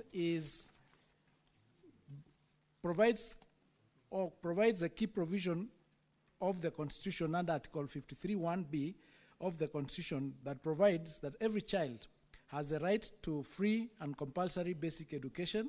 Article 54(1)(b) of the Constitution says that a person with any disability is entitled to access educational institutions and facilities for persons with disabilities that are integrated into society to the extent compatible with the interests of that person. The essence of the policy, Mr. Speaker, is that learners with disabilities, including those with hearing impairment, are only integrated in regular schools if there is adequate support and an accessible environment that will enable their learning. The ministry provides top-up capitation to learners in special needs education institutions. At the primary school level, Mr. Speaker, the approval rate of capitation is 1,420 per learner per year. Learners with special needs, however, receive a top-up of 2,300 per learner per year. Those in boarding schools are allocated 11,000 per learner per year to subsidize for boarding costs. At the secondary school level, Mr. Speaker, the approval rate of capitation is 22,244 per learner, with a top-up of 35,730 per learner for schools with special needs. The top-up grants, Mr. Speaker, are meant to support the provision of specialized learning materials, assistive devices and technologies, and including personnel emoluments for non-teaching staff and food subsidy for the learners mainly in the special needs education boarding schools. The ministry also implements both age-based and stage-based curriculum to support learners with special needs. Age-based curriculum applies to learners who proceed to the next level depending on their age. Those with severe disabilities proceed to the stage-based curriculum. They only proceed to the next stage after they master certain skills and capacities. These stages are foundational, intermediate, and pre-vocational and vocational stages, Mr. Speaker. Question number 3. Mr. Speaker, the sector policy of learners and trainees with disabilities 2018 provides for disability inclusive education, meaning that a learner can be placed in any school of choice as long as the school has the requisite support system that will enable the learner to access education. Placement options available for learners include special schools, integrated schools, and regular schools with special units. For lower primary boarding schools, assessment of learners is done by education assessment and resource centers to determine the type of disability, after which placement is done accordingly. The assessment report, Mr. Speaker, informs the kind of intervention and support required by the learner. And lastly, Mr. Speaker, after assessment and placement of learners, the government provides the following to learners in primary schools. At the primary school level, the approval rate of capitation, as I indicated, is 1,420 with a top-up of 2,300. Boarding schools is 11,000. And after assessment and determination of the type of need, the SNE learner, the ministry, through Kenya Institute of Special Education, provides assistive devices like hearing aids, among others. I submit, Mr. Speaker. Senator Mbugo. Thank you, Mr. Speaker. On my supplementary question, CS, I would want you to tell this House what measures have been put in place to ensure inclusive infrastructure in this school. And 2, I would want you to explain to us why there is a substantial decline in enrollment from 2023 to 2024 and 2024 to 2025. Thank you. Honorable CS, you may proceed to respond. Thank you, Mr. Speaker. The ministry is working to ensure that under the competency-based education, enough infrastructure is provided for in the schools so that we can have the students with special needs integrated. Up to this time, Mr. Speaker, the students would go to the schools that had the facilities to support them, depending on the severity of the disability. Where the disability was in such a manner that they could not be supported in particular institutions, then they went to the special schools that are provided. So on the decline, Mr. Speaker, I have not done an audit to find out why there has been a decline in enrollment, and maybe I would, in 2022-2023, there was 13,099. 23-24, it was 19,000. Then it came down 24-25 to 11,000. We'll need to check that and revert back to the honorable member, Mr. Speaker. Thank Senator Muma. Thank you, Honorable Speaker, for the opportunity to ask a question. Honorable CS, in your answer to C, you have indicated that a learner with disability may be placed in any school so long as the school has facilities to support them. In my view, that is the wrong notion. Actually, under the Convention on the Rights of Persons with Disability, which now forms part of the laws of Kenya, every school is supposed to be facilitated by government to integrate learners with disability, which means that a student within a particular region or locality should not be going far away to look for a school because the schools next to them do not have facilities that integrate disability. So my question is, what are we doing to ensure that we implement our obligations to persons with disabilities, to learners with disability, without making it optional? What you are suggesting is that we will make it optional. The school that has the facility is the one that the student will go to. What we need is that every school should actually have infrastructure that is integrated for disability to ensure learners with disability in that locality to access that education. Honorable CS.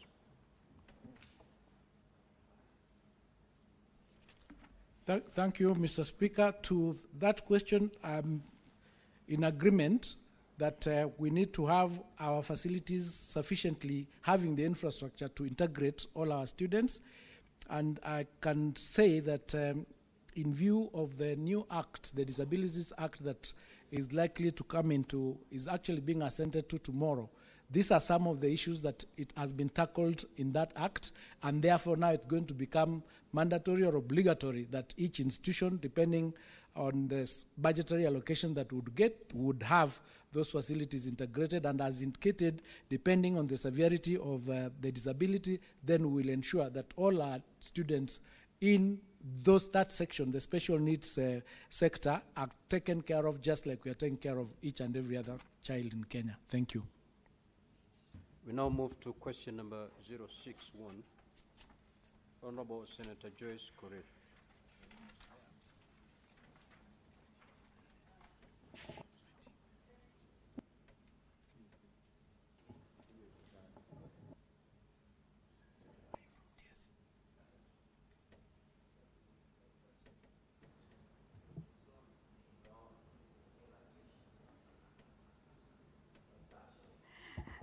Thank you, Mr. Speaker, sir. Mr. Speaker, I stand to ask a question on behalf of Senator Joyce Korir, MP. Could the Cabinet Secretary provide data on the number of unemployed teachers who are yet to be observed by the Teacher Service Commission across all counties, categorized by their year of graduation, and indicate the current employment gap in each county?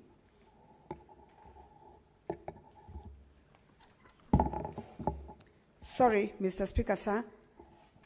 I think that was the answer. The question was, could the Cabinet Secretary provide data on the number of unemployed teachers who are yet to be observed by the Teacher Service Commission across all counties, categorized by their year of graduation, and indicate the current employment gap in each county? B, what measures has the ministry put in place to address TSC's low absorption rate of teachers, particularly those who have remained jobless since 2010? C, could the Cabinet Secretary outline any collaborative efforts between the Ministry of Education and TSC to ensure teachers' employment across all regions, particularly addressing disparities where some counties have higher numbers of unemployed teachers, and to promote fairness and equity in recruitment? Thank you, Mr. Speaker, sir. Honorable CS, you may proceed to respond. Thank you, Mr. Speaker. To part A of that question, Mr. Speaker, under Article 237, Sub-Article 2A of the Constitution of Kenya, grants the Teacher Service Commission the mandate to register teachers who meet the qualifications for registration under the TSC Act. To execute the mandate, the TSC has established an online teacher registration portal to facilitate efficient, effective teacher registration. However, since the process of registration is voluntary, some of our graduates from the teacher training colleges and universities are yet to register. Mr. Speaker, an analysis of the teacher register indicates that there is a total of 485,000 registered teachers who are not employed by the Teacher Service Commission, as summarized in Table 4 that we provided. And they read, post-primary, there are 84,510,000 teachers. Primary is 124,061, and ECD has the largest number of 134,914, making a total of 343,485. The Commission has not obtained data of how many ECD teachers have been employed by the county governments and is in the process of ascertaining the data per county. The Commission has also indicated that it has not yet complied data of unemployed registered teachers per county. This information can be supplied once the data is compiled. Part 2 of that question, Mr. Speaker, recruitment of teachers across the country is premised, among other factors, the availability of funds and the existence of vacancies in authorized establishments. In a bid to address the low employment of qualified teachers in the public sector, the Commission has done the following. The Ministry and the Commission annually submit budgetary proposals and policy recommendations to the National Assembly's Departmental Committee on Education, advocating for adequate funding and legislative support to facilitate recruitment of teachers. The Commission identifies the shortage of teachers in each school and replaces the teachers who have exited service and ensure that these are replaced immediately to improve curriculum implementation. The Commission also engages unemployed teachers on an internship program targeting unemployed qualified teachers. This program is governed by the Teachers Internship Policy and Guidelines 2019 and is in line with the government policy to equip graduates with practical skills and competencies for the job. Under the internship program, it is aimed, among others, to promote development and job competencies with clear linkages between education, training, and practical work. Since the inception of the program in 2019, Mr. Speaker, the Commission has engaged 94,300 teachers interns, as shown in the table provided. There are 2020, 10,300, 21, 12,000, 22, 6,000, 23, 26,000, last year, 20,000, this year also 20,000, 94,300 in total. During teacher recruitment exercise, the Commission gives priority to teachers who graduated earlier, especially those who have remained unemployed for extended periods of time. This is done to promote fairness and to reduce long-term unemployment among teachers who have waited many years for absorption into service. Mr. Speaker, the Teacher Service Commission continually monitors staffing levels across all public learning institutions in response to the evolving curricular demands, school enrollments, and regional disparities. From time to time, the Commission, pursuant to Article 237, formally advises the Ministry of Education on the prevailing shortage of teachers in specific subjects and learning areas with a view to increasing the national supply of teachers and ensuring adequate, equitable staffing. In addition, Mr. Speaker, recruitment of teachers is based on the number of classes in the country, which are set by the Ministry of Education. Particular attention for the last 2 years has been given to junior school deployment under the new CBE framework, spearheaded by the Ministry of Education. It's based on this that the Commission recruits to ensure balanced staffing across the country. I submit.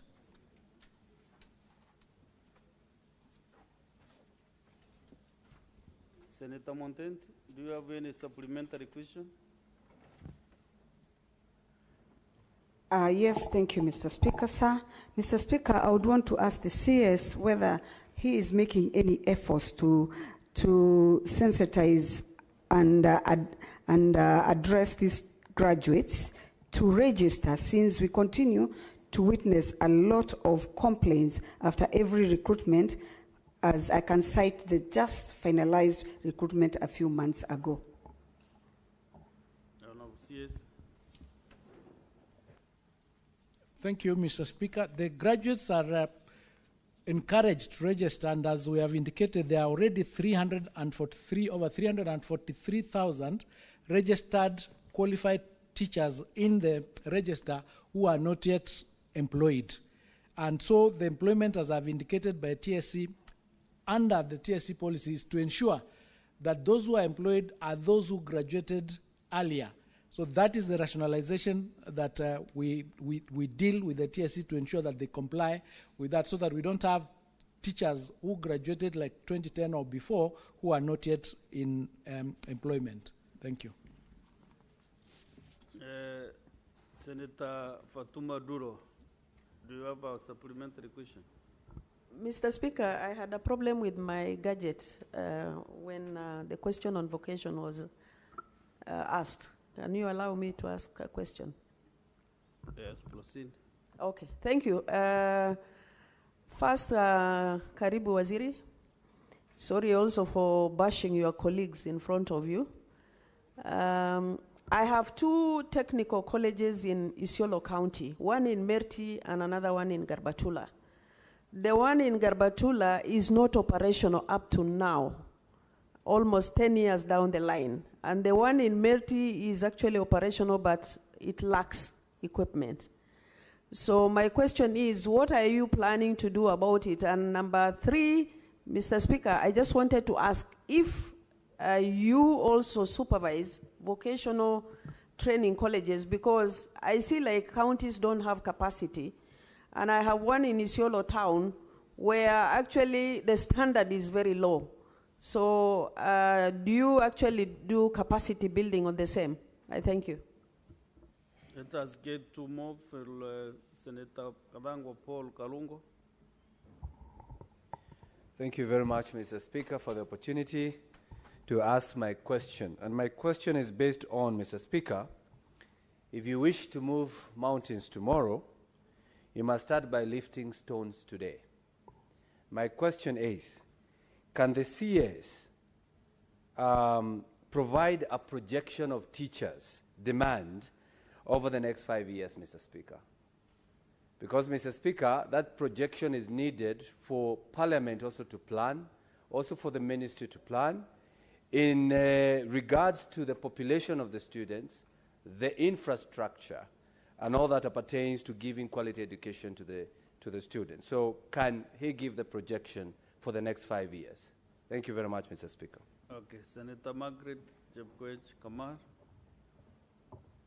Thank you, Mr. Speaker. CS, you have mentioned that the TSC prioritizes the old graduates. I'm just wondering whether there's a way of mopping the old, all of them. Because although you are saying they prioritize, it's the fact that they are given 10 points, 5 points, or 2 points, depending on the year of graduation. It's the highest. But there are so many other points that are given there are so many other parameters that are used, such that even if you are a graduate of 2010 and somebody gets more parameters on 2015, the one of 2015 simply passes and you are left. And this is the cry on the ground.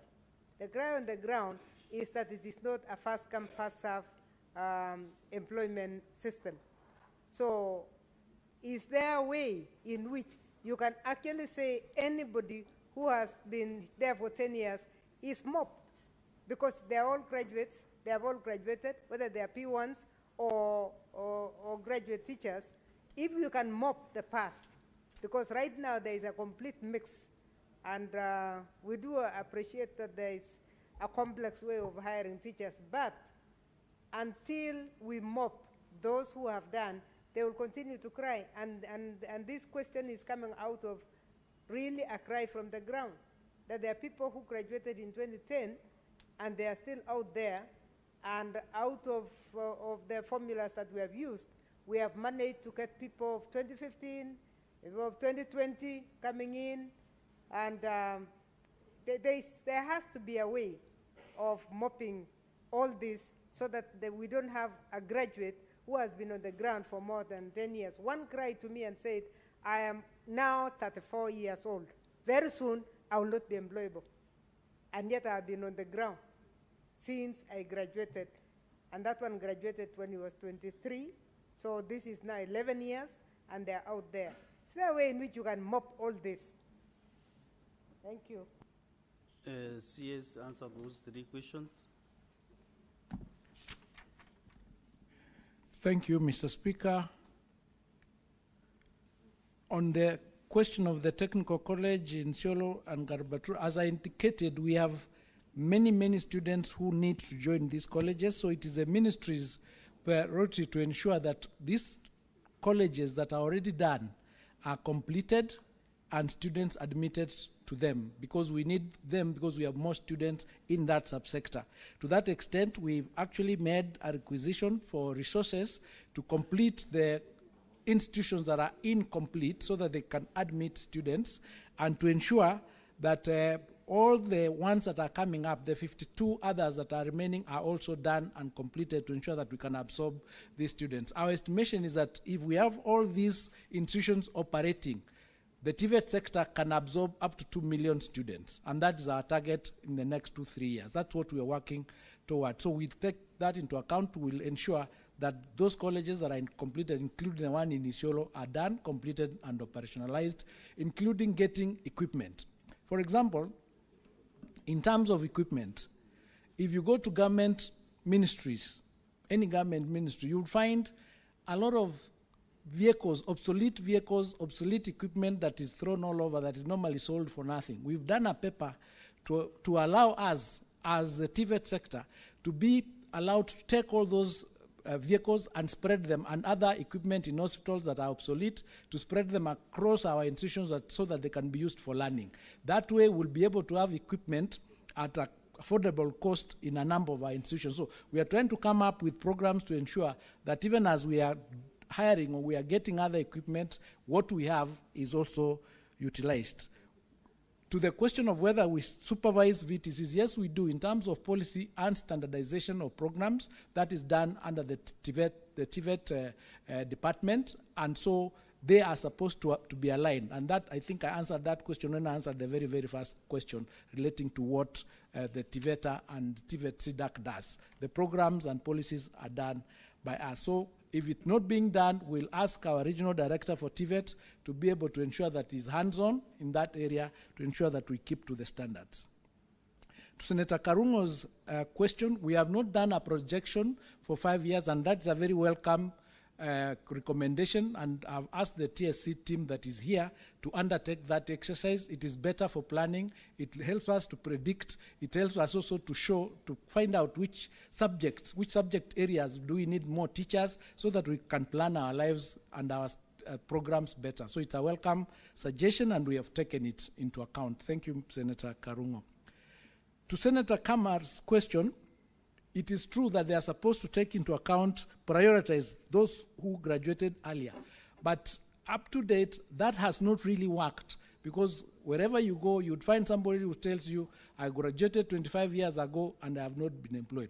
What we are grappling with currently is to see whether we can come up with a policy where we are going to have an affirmative action, where we are, as you correctly suggest, we mop up the older ones who graduated and give them jobs, even without taking them through those particular many criteria, so that we are able to spread them, to spread whatever spaces that is available once or twice in the next 1 or 2 years, so that we can mop all of them out, so that we do not have this cry. So we are looking into working towards ensuring to come up with even an affirmative action to just support them, because we are having people retiring before they get employed, so, which is very frustrating. So thank you for the suggestion, Madam Kamar.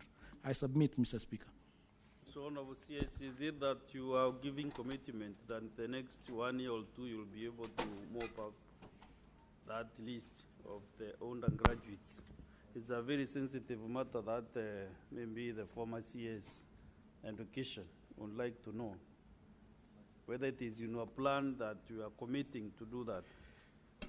Yes, it is, Mr. Speaker. And if you note from the question was clear that we needed to have provided the number of teachers who are not employed from each county and their year of graduation. We didn't get that, and we have asked that TSC undertakes that exercise and gives us that information, because we were only given a general provision. Once we have that number, once we know this is the number that graduated 10 years ago, this is the number that graduated 15 years ago, it would be easy to make a decision on how to deal with that issue. That affirmative action, I'm committing to it, because there's no point to roll out graduates and not have a plan on how to support them. Thank you. Very well. Can we go to the next question? Senator Cheluyot, Majority Leader, do you have a supplementary question? Then we go to the, but I can't see Senator Muma. Yeah?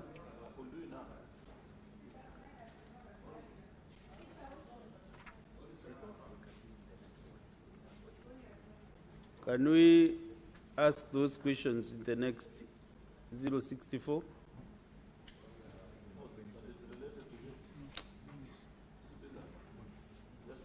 Okay, Senator Alu.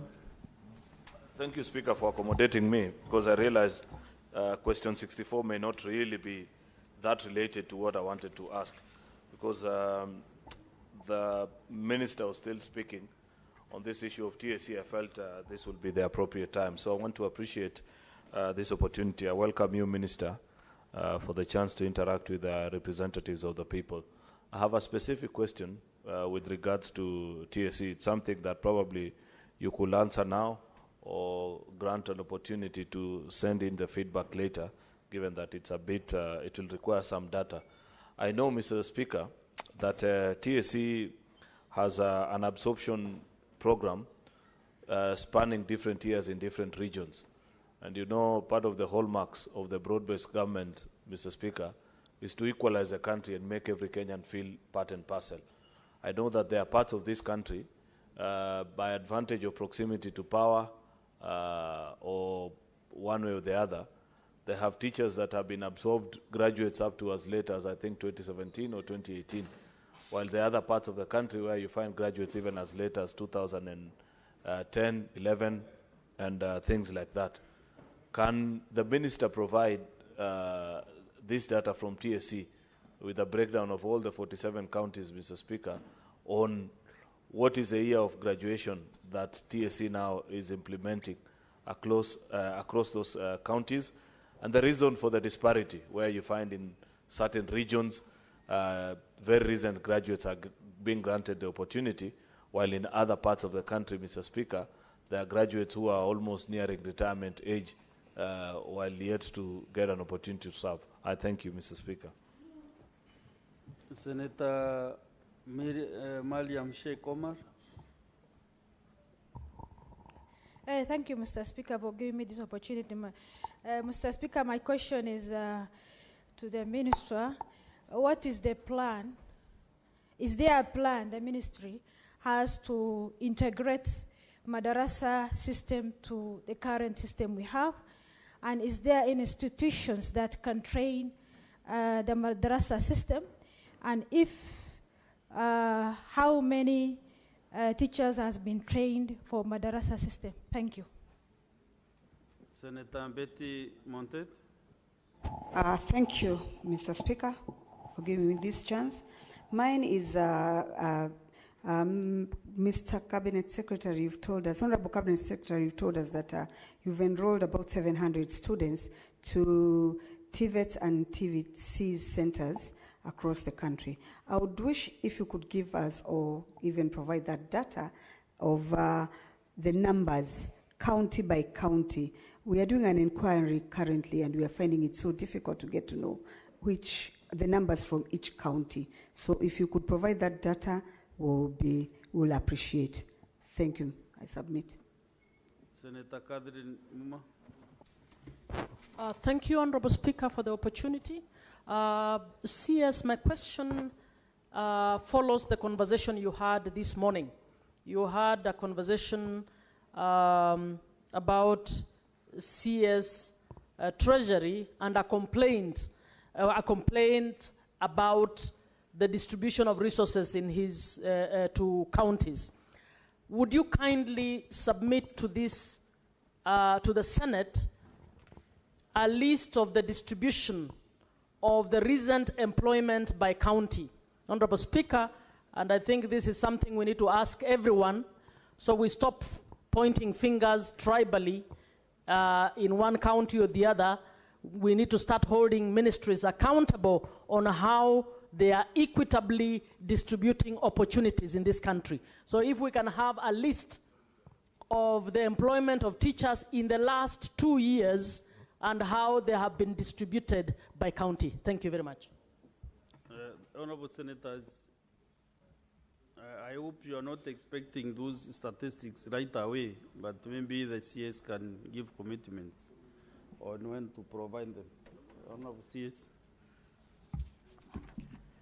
Mr. Speaker, I might not be able to provide the statistics, but let me say that the question by the Honorable Leader of Majority, Senator Cheriot, is actually the same question that was in the paper, where we were required to submit the teachers who are registered, who are not employed, when they graduated, which county they come from. And that information wasn't provided, but we've asked TSC to prepare that response, then we'll submit it to the House. Because, as I said, it will be able to inform us on what we need to do to correct the disparities and to ensure that there is fairness and equity in this employment process. So we'll be able to provide that answer. We've requested them to undertake that exercise.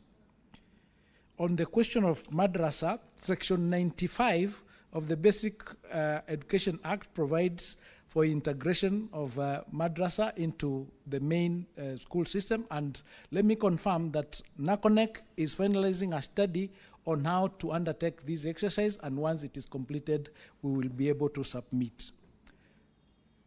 The data relating to issues of employment per county, per area, and that information we do not have, but we are getting it, and we are working towards in future to ensure that this is information that is available, because we are working towards getting a new education management information system called CHEMIS, which will be having all this information at the touch of a button, so that we know where we are at any one time. That will also deal with the issue of distribution of resources relating to how many teachers we've employed in the last 2 years. Let me submit and state that that information will be provided, and we'll send it through the Education Committee for the purposes of information to the Senate. Thank you. I submit. Yes, can you give maybe the time frame that we might be able to get that information? How long will it take? To get this information, 2 weeks. Are you sure?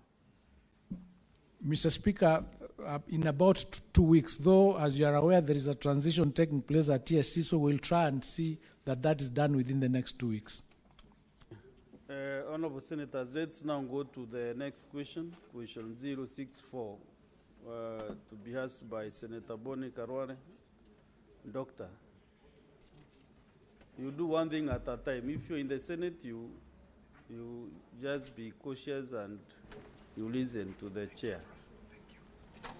Thank you, Mr. Speaker. Mr. Speaker, You cannot serve your constituents from the chamber. So go directly and ask your question. Mr. Speaker, they are very watchful these days. You know, I represent a county where over 60% are the youth, and where literacy levels is 91%, Mr. Speaker. Therefore, they follow us real time. but thanks for accommodating me. Mr. Speaker, Mr. Speaker, can you allow me to just throw in a little question on a very important issue that you had raised before I asked this question, the one that has just ended. ahead. Yes. Minister, please help us. We are under a lot of pressure as political leaders from our youth, for good reason.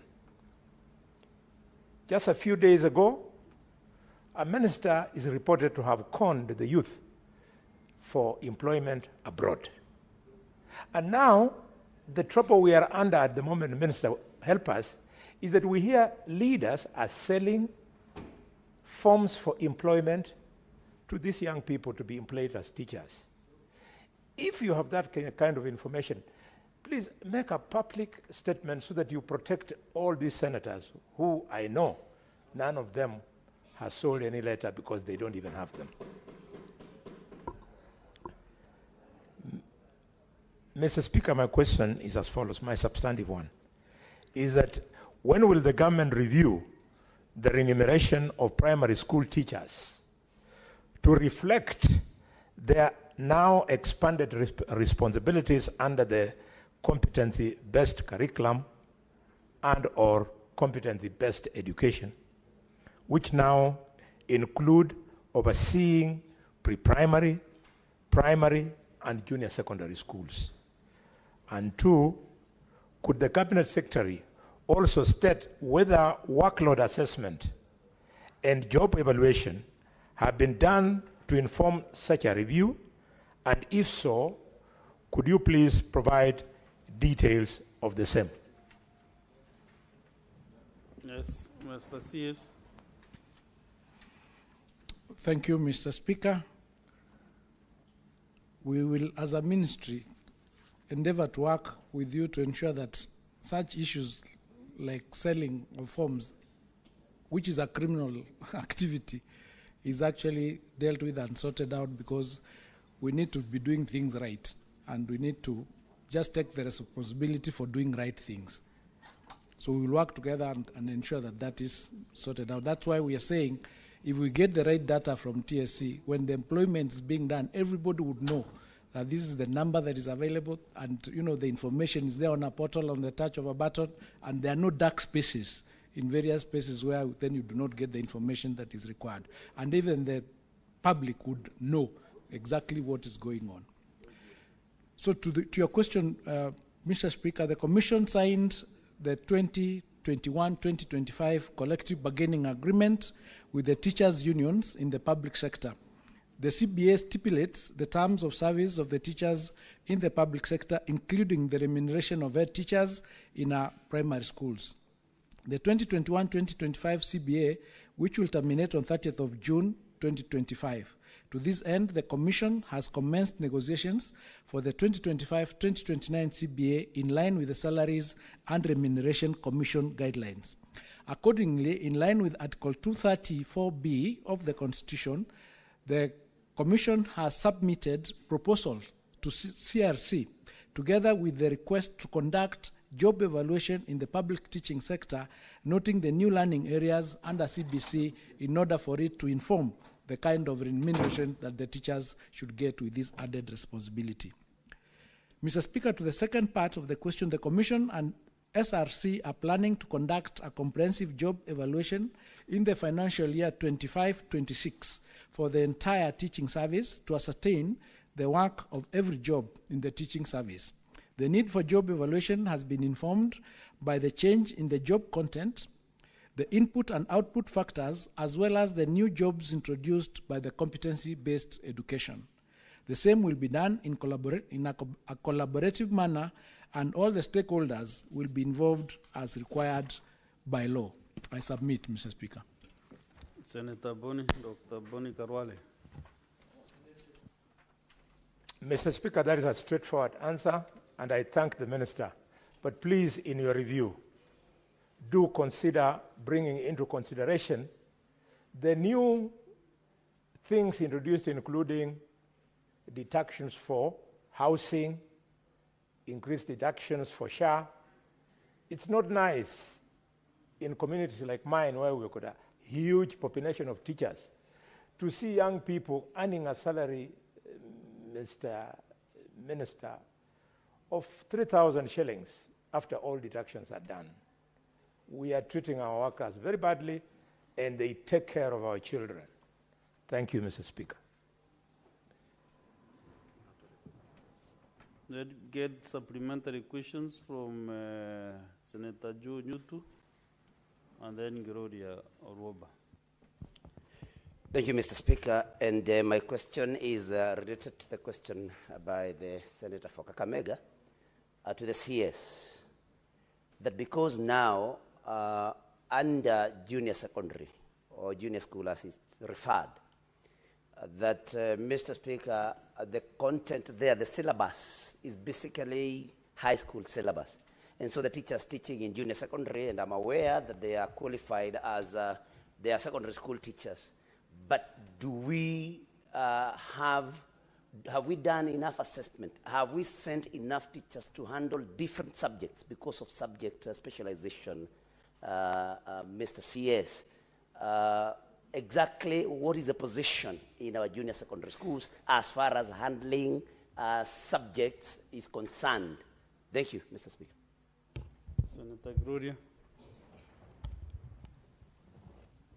Thank you, Mr. Speaker. I have a supplementary question. Congratulations, Waziri, for the work that you're doing in that ministry. I am privileged to know that you are working silently but serving Kenyans.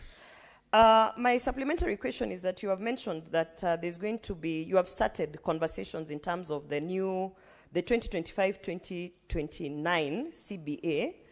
And I was wondering, is there consideration for learning and development for these teachers in terms of, I know you are negotiating the payments, the salaries and things like that, but we have had concerns where some teachers would like to be facilitated to improve on their skills, to improve on their education or something like that. Is that going to be considered when you're having those conversations?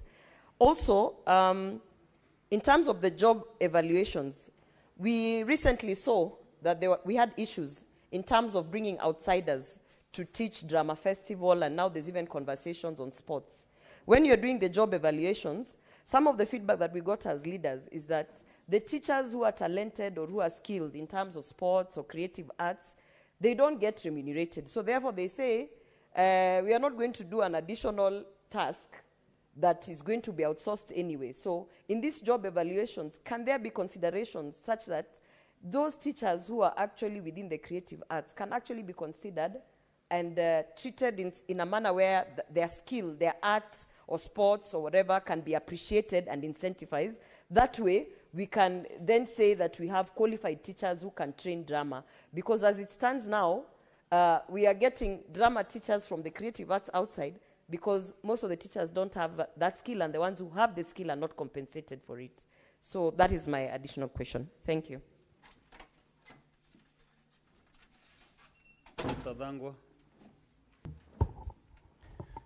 Mr. Speaker, we are in the month of May, which is the Mental Health Awareness Month, Mr. Speaker. And by mentioning that, I give my question to the CS. Because CBC brought about a lot of responsibilities, administrative responsibilities, to the teachers, and especially head teachers, who are from a different curriculum to this new curriculum. Has the ministry considered the impact of CBC on the mental health and well-being of primary school head teachers? And what is it doing to cater for their mental health? Thank you, Mr. Speaker. CS, respond to those three questions, and we move to the next question. Thank you, Mr. Speaker.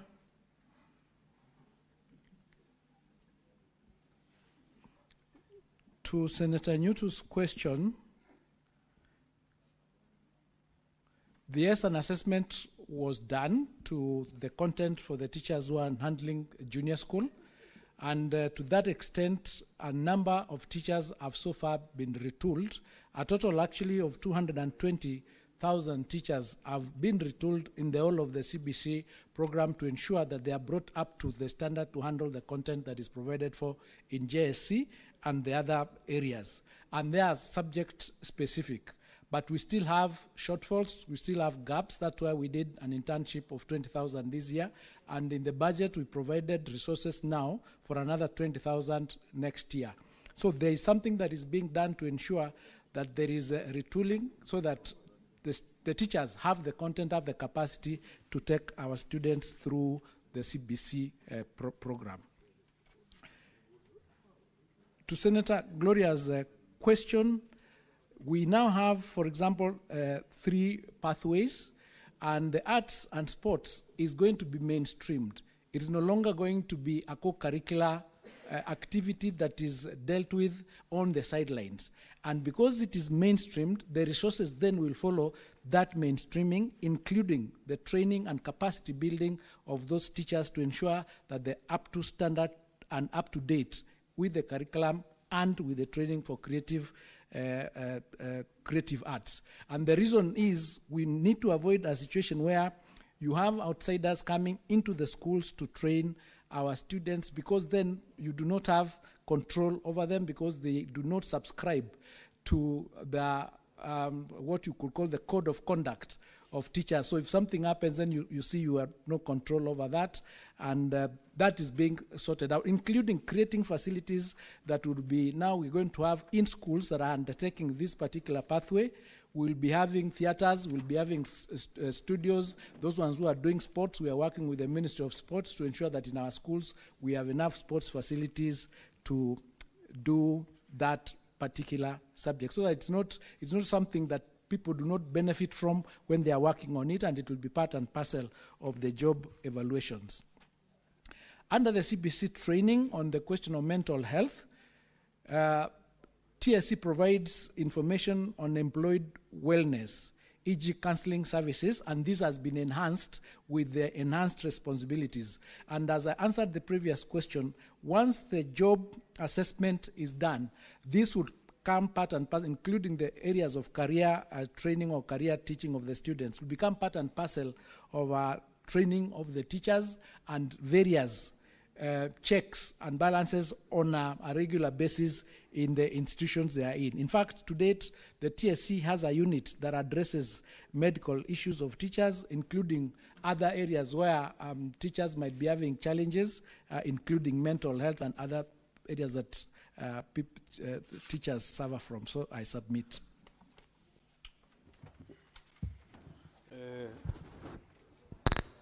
I will have this communication to make Honorable Senator Mbeti.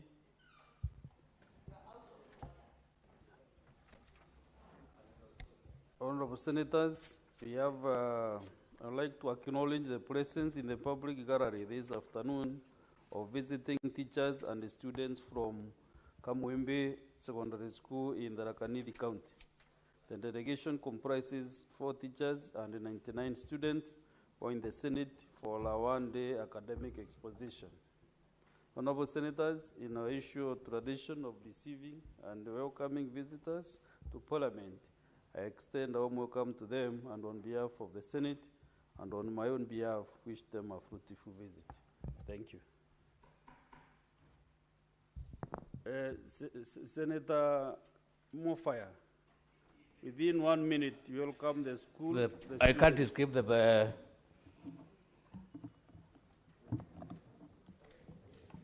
Thank you, Honorable Speaker.